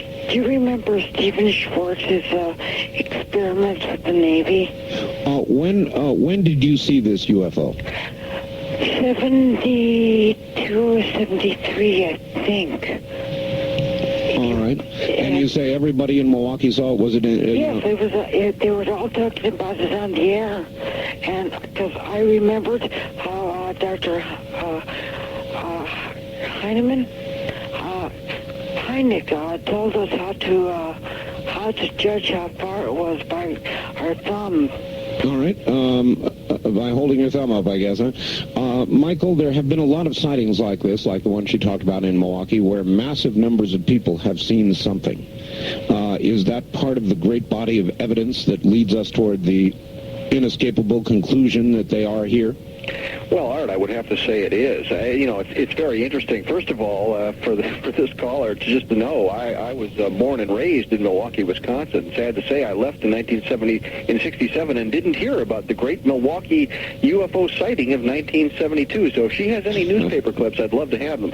But I would like to point out that period, 1972, 1973, was an absolute peak period for UFO and alien contact experiences all over the country, and some very classic cases occurred roughly between 72 and 75.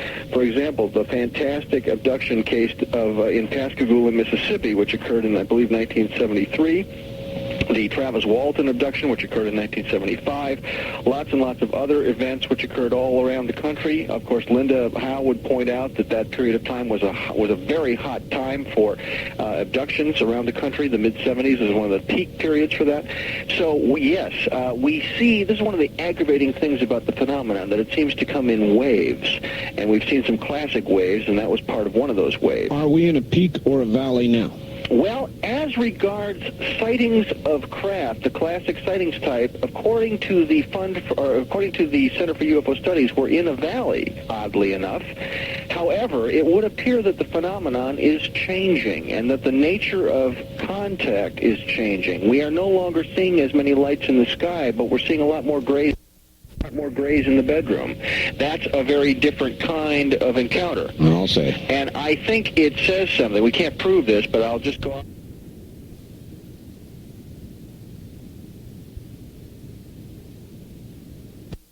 They have to do something. But second of all, I think the aliens have something to do with it. They are modulating a process.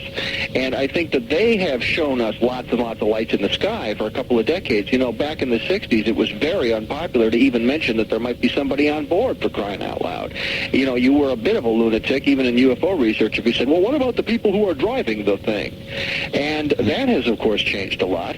But it wasn't until the mid-'70s that we started to get comfortable with that. And now, of course, come the mid-'80s, we're comfortable with the idea, well, comfortable is not quite the right word, but at least we're getting used to the idea that there may indeed be beings who are coming and meeting us, experimenting with us, if you will. We are conversant with the idea. In other words, because of all the programs, sightings, contact, the one coming on Roswell, programs like that, we're beginning to get to be conversant with regard to the idea. That is correct. All right. Wildcard line, you're on the air with Michael Lindeman. Hi. Good evening, Art. John from Richland. Richland, Washington. Yes, John. The facts on Red Mercury, I just sent you that. Oh, great. Thank you. What I wanted to say was it's a cheap man's way of making neutron bombs. And the stuff really does exist. But I'd like to ask Mr. Lindeman a question in that regard, is that do you think that some of this weapons development is still based on some perhaps malevolent intentions on the visitors from wherever they may be? It is a good question. It's kind of a natural extension of what you were saying earlier, Michael. Yes, it is. Why are we developing all this weaponry? Right. And if they're warm, fuzzy little guys...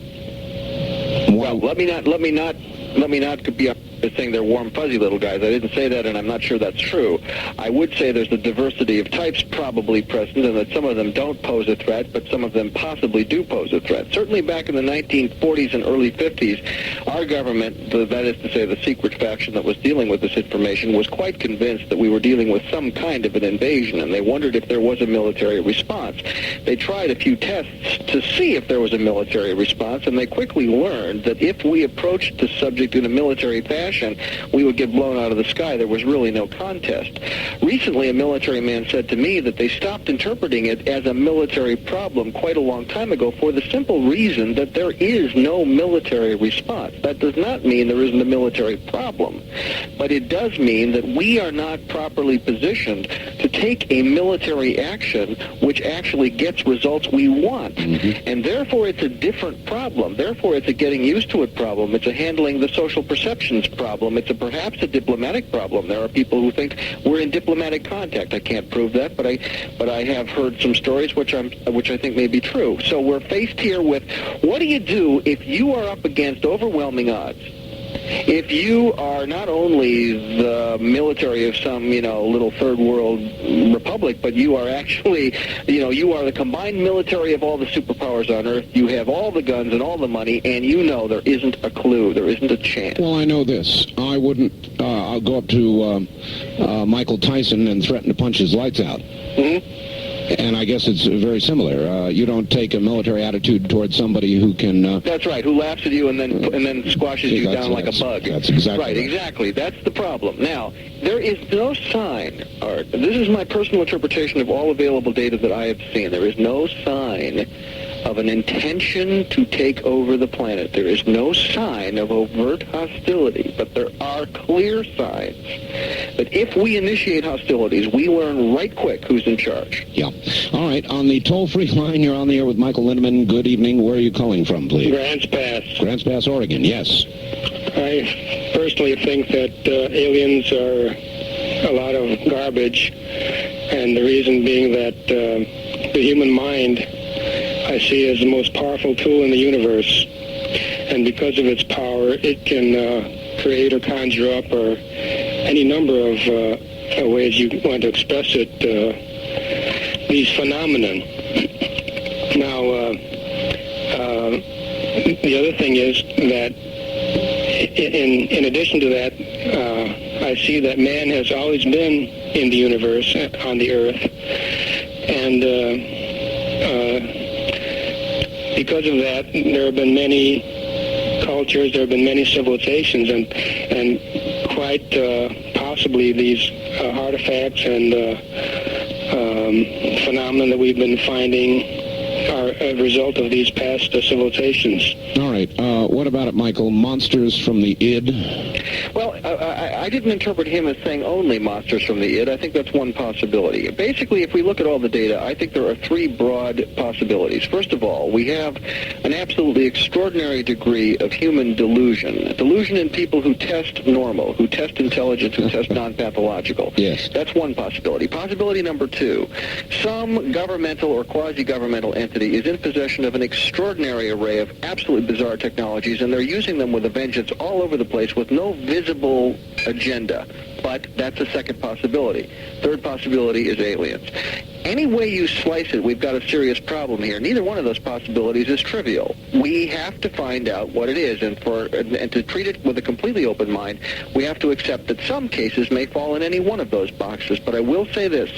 On balance, I believe data shows that the best probability is that some cases are alien. All right. And I will stand on that. All right. On the first-time caller line, you're on the air with Michael Lindeman. Good evening. Where are you calling from? Michael, let me turn down my radio here. Right. All right. Thank you. Please do that. Turn it off. And also tell us I'm calling from Seattle. Seattle. All right. Okay. I got a couple of questions here. Can I shoot with them? Shoot with them, yes. Okay. First of all, that Roswell thing, the declaration, my phone might be bugged, by the way, because of that. I hope you understand that. Okay, Michael? No problem. All right. I told the person about it that has to write to you. He needs to know if he has to tell you what he saw. No, he doesn't have to tell me anything. He just asked for the declaration. Just ask for the declaration. He can tell me if he wants to, but he doesn't have to tell me anything. Send a self-addressed stamped envelope, and that's all you need to do, ma'am. Okay, then the second thing I needed to know is there was a woman from I've had a long time trying to get through to you. There's a woman from Portland that saw some circles in the land. And I don't know if I can get her phone number or if I can just report that on the phone here. Well, do you mean the crop circles that have been reported in the Portland area over the last couple of weeks, the recent reports? Yes, because in Wisconsin, back in, I think it was about 89 or 1990, they were having a lot of crop circles in their land, too. And they found a big divide, like this former caller that just called and thought it was a bunch of crock, that there would be UFOs. It was a small town and a lot of dignified folks. And they saw these vessels and they saw circles in their croplands. All right, thank you. Yes, we're very well aware of the Portland crop circles, aren't we, Michael? Yes, we are.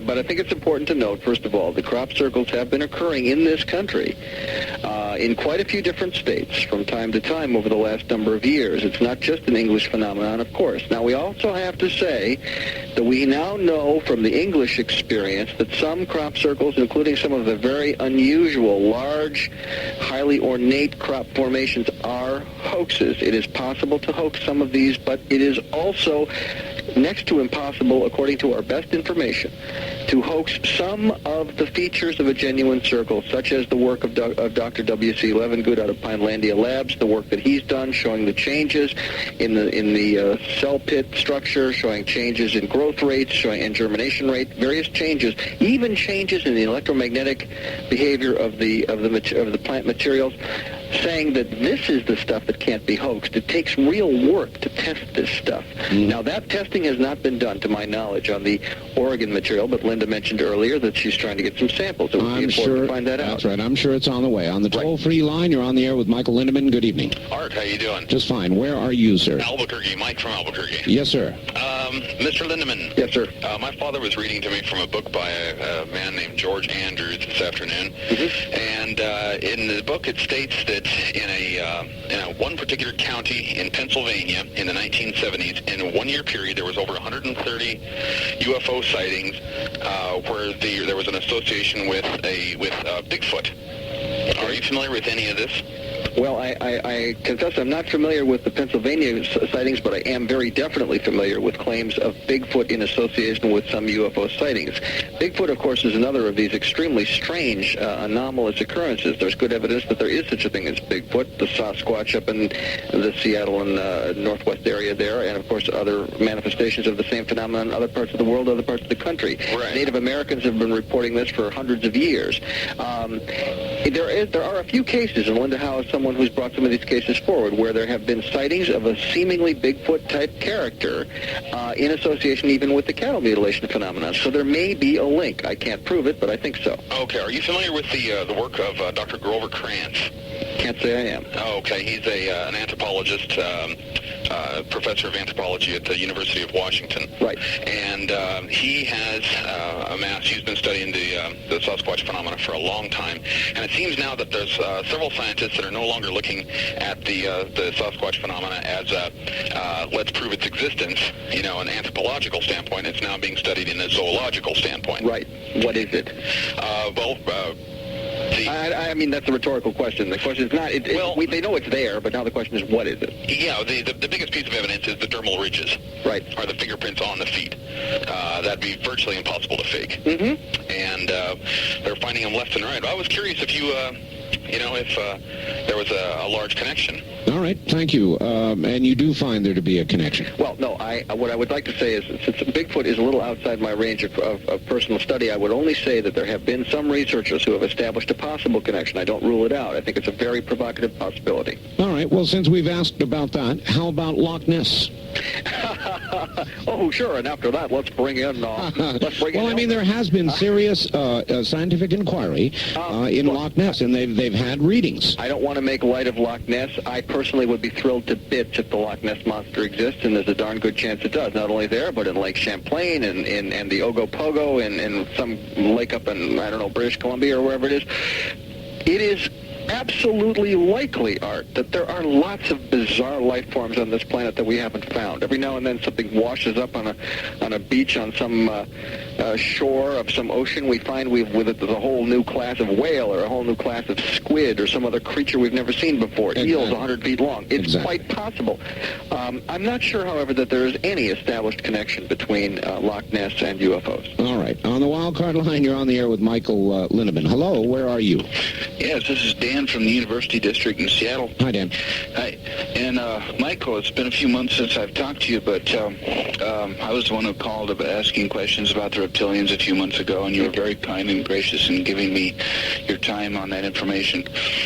I'm wondering, have you ever exchanged information with Mark McCandlish? Yes, in fact, we had an interesting exchange on this very show a couple of months ago.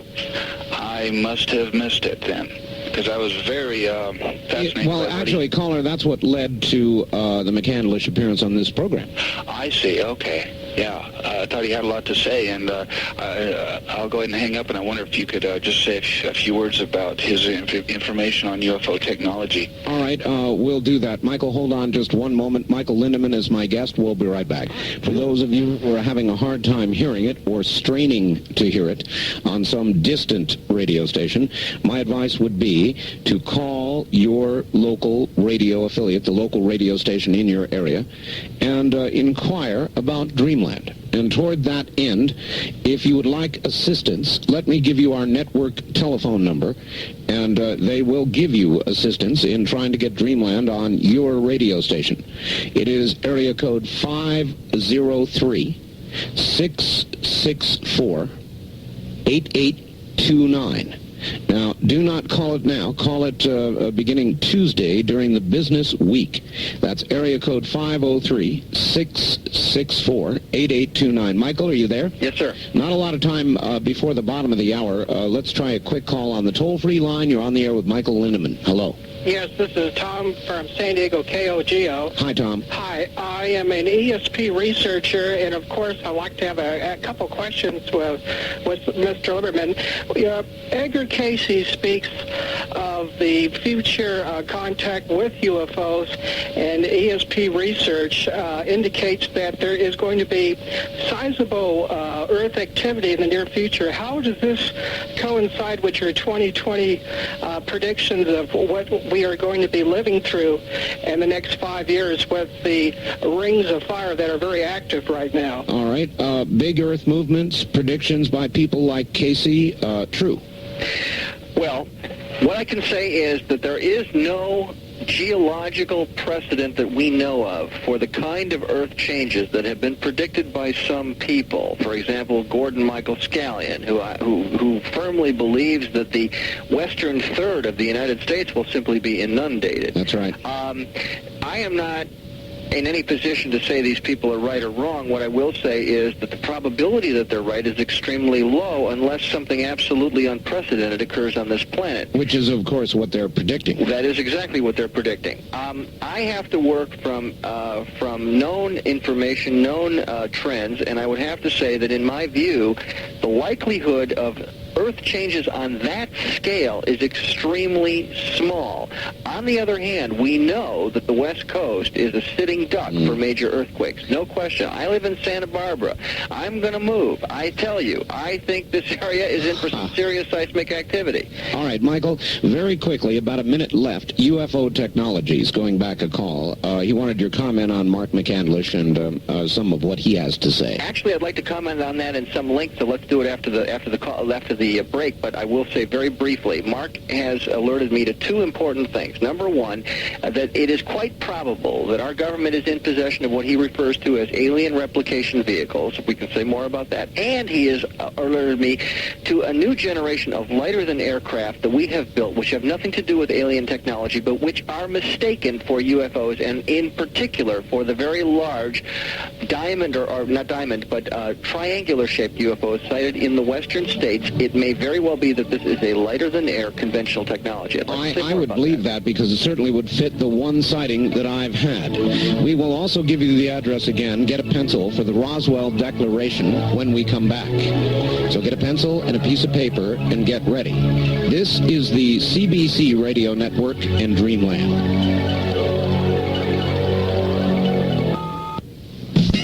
You're listening to Dreamland on Talk Radio 102 FM.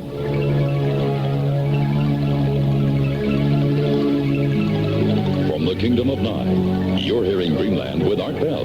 To participate in the program, call toll-free 1-800-618-8255. 1-800-618-8255. First-time callers, area code 702-727-1222. Or the wildcard line at 702-727-1295. This is the CBC Radio Network. It certainly is. Tell you what, a couple things. One, we're going to restrict our toll-free line to east of the Rocky Mountains for the next 25 minutes of the program.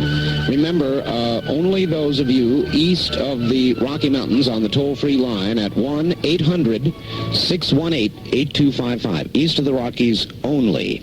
Now, in addition, I do want to get this out again. Very, very important. The Roswell Declaration, to get it, to sign it, to be part of it, all you've got to do is send a self-addressed stamped envelope, no money, self-addressed stamped envelope to Michael Lindeman, 3463 State Street, Box 264, Santa Barbara, California. Zip code 93105, 93105. Is that right, Michael? That's correct. All right, good. Here's a fax that just came in. When Michael Lindeman mentioned the newly discovered age of the Sphinx, he must have been referring to the show broadcast a few months ago called The Mystery of the Sphinx. In the show, it was also reported that a new chamber had been discovered at the base of the Sphinx, as had been predicted by Casey. Unfortunately, the process of getting permission to open that chamber was being met with resistance from the Egyptian bureaucracy. Please ask Michael if he has any information on whether there's been any progress in this area.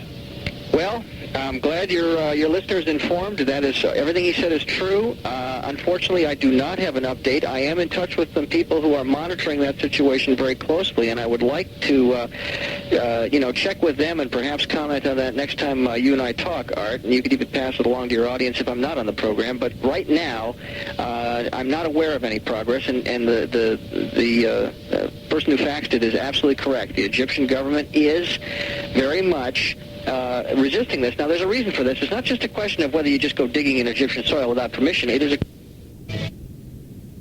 That could... I mean, in fact, the Egyptian government may be receiving pressure from other governments much more powerful than itself. Because if they open that chamber and break loose a library of information that is more than 10,000 years old, there is no telling how many sacred cows will get butchered over that. All right, well, we'll stay in touch on that issue. On the toll-free line, you're on the air with Michael Lindeman. Hello. Hello, Mr. Lindeman. This is Todd in SeaTac. You've made repeated reference to Zecharia Sitchin and his work, The 12th Planet, yes, where he states that the ancient Sumerian tablets, of which they've found thousands, state that the Nephilim, as they're called, came to Earth and genetically engineered Homo sapien from Homo erectus. How do you feel about Mr. Sitchin's statements and the accuracy of them as compared to the Sumerian tablets? Well, first of all, you're asking me, can I read Sumerian and can I interpret the huge amount of Sumerian information in the manner of Mr. Sitchin? The fact is I cannot. And very few people on Earth can. So the fact is that very few people actually challenge Mr. Sitchin on the level of his scholarship. They certainly challenge his conclusions because they're outrageous. We can say that without any quibble. But the fact is that Mr. Sitchin is among a handful of people qualified to interpret this material, and I find his interpretation most fascinating. But I really can't comment on it more than that. All right. On the toll-free line, you're on the air with Michael Lindeman. Good evening. Where are you calling from? St. Louis. St. Louis, yes, sir. Mr. Lindeman. Yes, sir.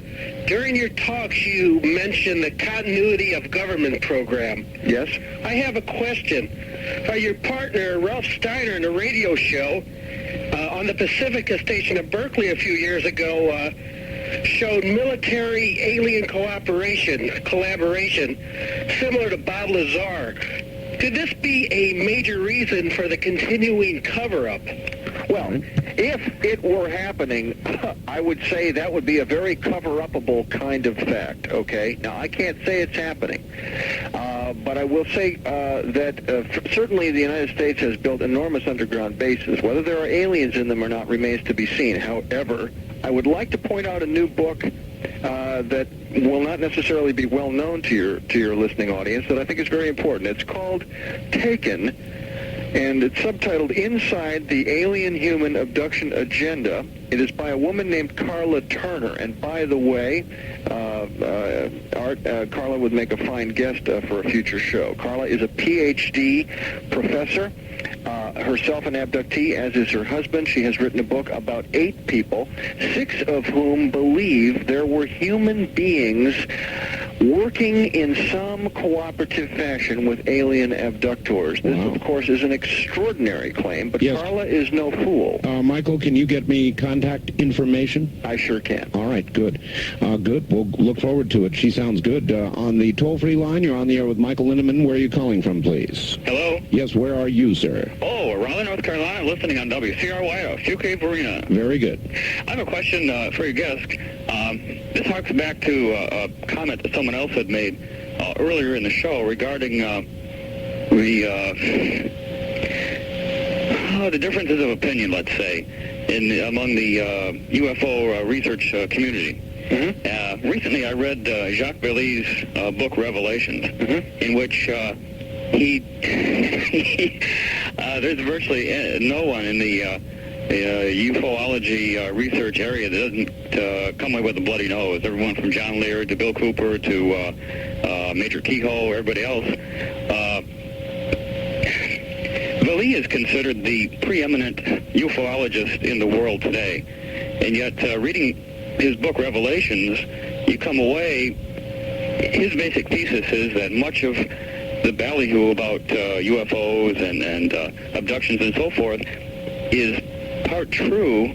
There's something going on out there, but much of it is generated by the military intelligence complex, and they've so well infiltrated and co-opted the research efforts that it's hard to tell anymore who's telling the truth, what's manufactured. That's true. All right, I get the message. Can I comment on that? Yeah, please go right. And it's a good one. And by the way, some of the people he mentioned are not at the center of the scientific community investigating this phenomenon. But that is true. Go ahead, Michael. All right. Bottom line, I have great respect for Jacques Vallée. Jacques Vallée is an important, you might say, and almost a dissident voice in UFO research today, but he operates at an almost unique level of subtlety. And for that reason, he cannot be ignored, even if he is making statements that make everybody angry, and he does that on a regular basis.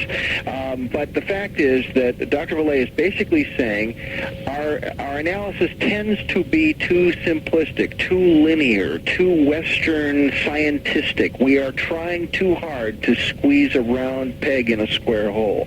This ufology business is not a bunch of aliens that look approximately like us driving around in Toyota spacecraft. It isn't like that at all, he says. It's much more complicated, much more subtle. And he's right. I'm convinced he's right. Now, that does not mean that everything he says is right. I think Dr. Vallée takes pot shots, sometimes because he's aggravated at the stupidity of some ufologists. So I would say read his book with respect, but also take it with a grain of salt.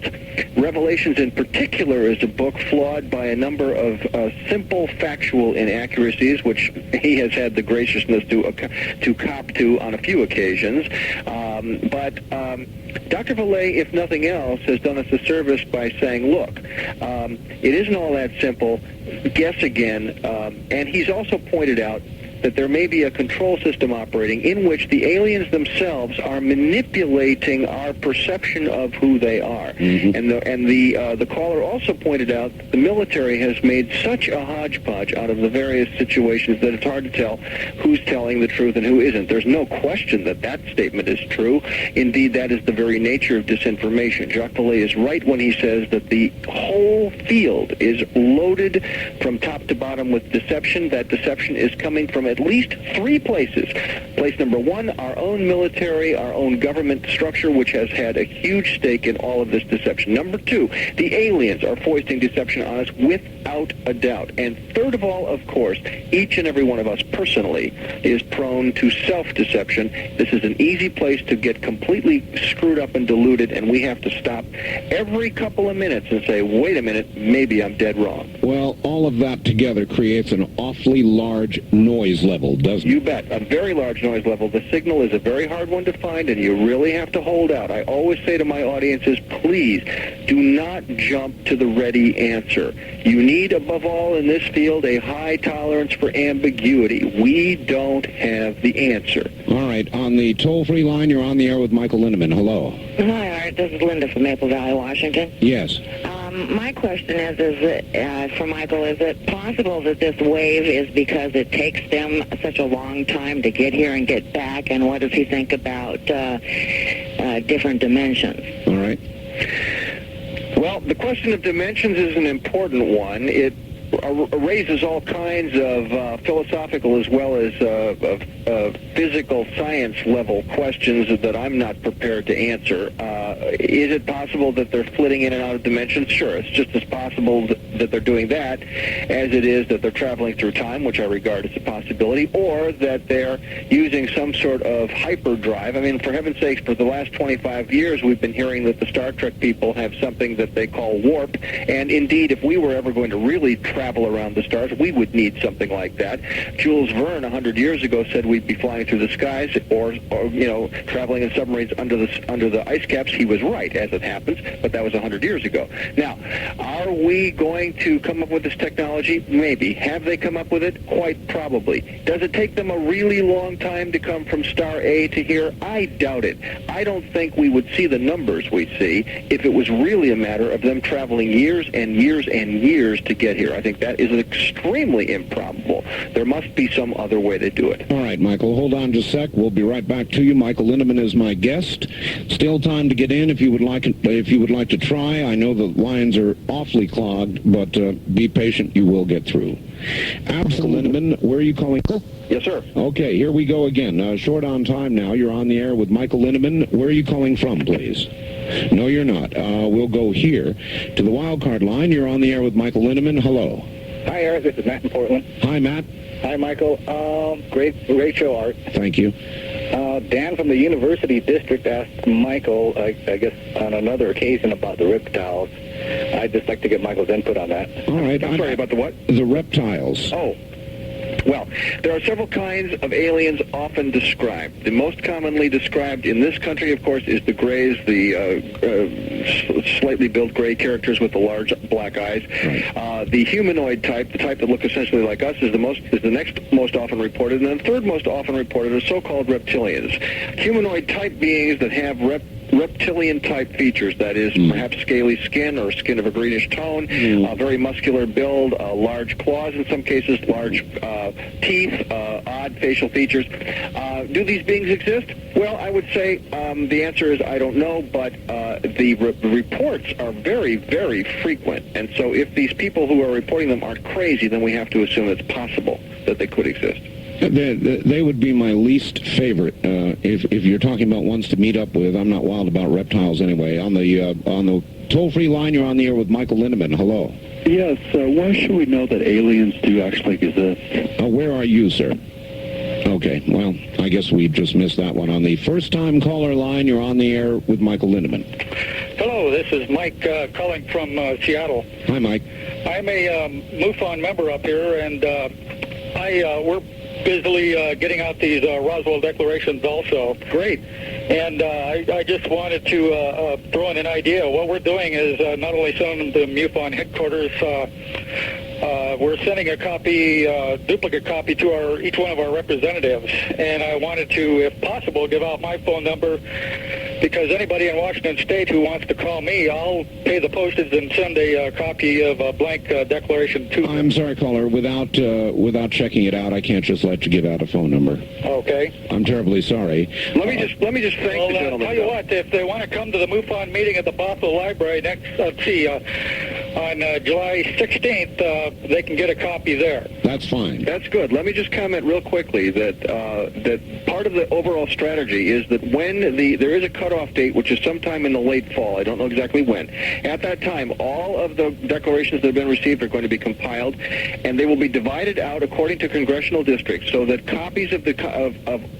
the declaration will be sent. The number that were sent from any district will be sent to that district representative, and the entire thing will also be sent to key members of the administration, including the president and the vice president. So you're, in effect, last caller, you're doing something that's a little redundant, but I think it should be done. I think your representatives should know, and I applaud your effort. All right, good. On the toll-free line, you're on the air with Michael Lindeman. Good evening. Well, goodness gracious, I finally got on. Yes, where are you? I pushed redial. Where are you, sir? I'm in Spokane, Washington. All right. And we're kind of remiss because we don't have any sightings around here very much. All we had was somebody shooting the hell out of about 21 people at the Air Force Base, and then about 4 days later, a B-52 crashed at the same place, and nobody mentioned a thing about it. But on the other hand, I think this is fascinating, and Well, yes, sir. On my regular program, my syndicated program, we talked a great deal about what happened up there. Good. I missed it. Yes, I wish you were on more in this genre every night instead of more toward the political thing, but that's another... Well, now, wait a minute. You just complained about lack of coverage, and I just told you we covered it, and now you're saying you want this, I'm not saying that you... No, you shouldn't have covered it. The media should have. I see. Anyway, do you have a question? You're a special entity.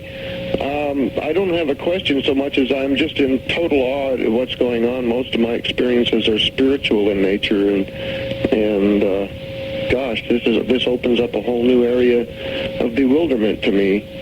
What can we expect in the future? I mean, is this the strange goings-on in the sky that we're not supposed to look at that's described in the Bible, or what? All right, there is a good question. There's a good question. Well, I think we touched on that earlier. There are, of course, many prophecies from the Bible as well as other scriptures around the world indicating this is a very special time. There may be events that occur over the next couple of years that have the appearance of the fulfillment of prophecy.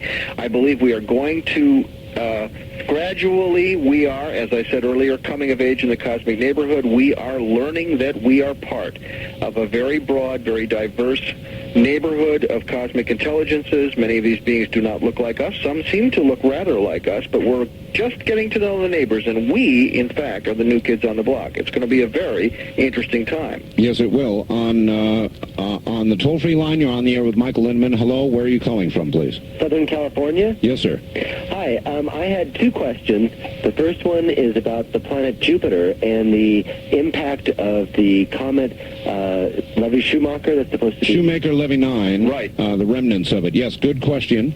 And, of course, you know, what sort of activity may we expect to see from here on Earth or up in the sky? All right, thank you. We're going to have to hold it there. We're so short on time. Shoemaker-Levy 9, the impact of the pieces. Well, as Linda said earlier, the impact will begin approximately July 16th. This is considered to be the greatest astronomical event of the century. Every telescope that is available on Earth will be looking at it. And, of course, we also have the Galileo spacecraft out near Jupiter right now that is going to try its best to take a look at it.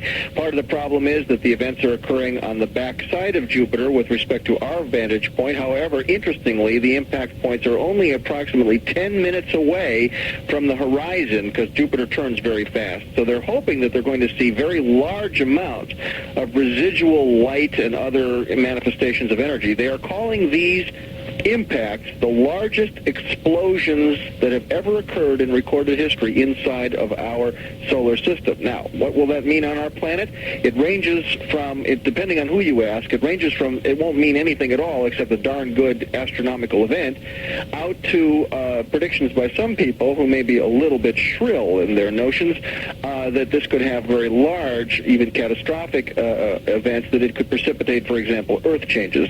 People think that this may be a trigger. I frankly strongly doubt that scenario. So do I, Michael. Do you think it's a big snowball or is it a hunk of iron? You mean what's coming in? Yeah. Well, according to our best estimates, it's closer to a snowball than a hunk of iron. All right, well, all right, we're so short on time. Michael, the Roswell Declaration, so important. One more time, give everybody, please, your address so they can get it. Right. Send a stamped address self-envelope to, say that again, a stamped self-addressed envelope, there we go, to Michael Lindeman, that's Lindemann. The address is 3463 State Street, Box 264, Santa Barbara, California 93105. And when you get the declaration, I would appreciate it if you would read it, sign it, send it in to the address on the declaration. But even better yet, when you get it, if you know people who might want a copy, make copies first, hand them out, and then sign it and send it in. So you not only don't object to making copies, please, you encourage it. And what about people who will make copies and then fax it to other people? Is that legitimate as well? I see no problem with that. Make sure that they get both sides, however. It's a two-sided document. All right. Michael, we're out of time. That's it. Another wonderful appearance on the program. And, of course, we will have you back again. Thank you so much, Art. It's been a blast. And if you get a chance to supply me with contact information on Carla Turner, I'd sure love it. I will do that. Happy to. Michael, thank you. Thank you, sir. Take care. Michael Lindeman, and I'm sorry, everybody, there is never enough time on this program. There is never enough time. If you would like a copy of this program or any Dreamland program, the number to call is area code 503-664-7966. Once again, and you can call it 24 hours a day.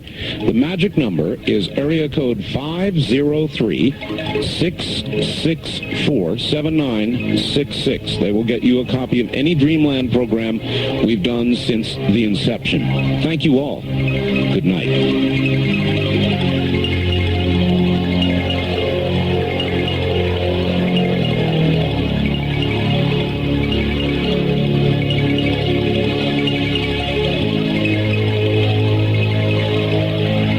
This has been Dreamland, a program dedicated to an examination of areas in the human experience not easily nor neatly put in a box.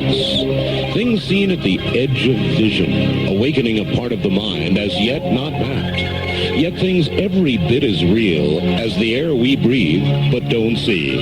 Please join us again next week at this time for Dreamland.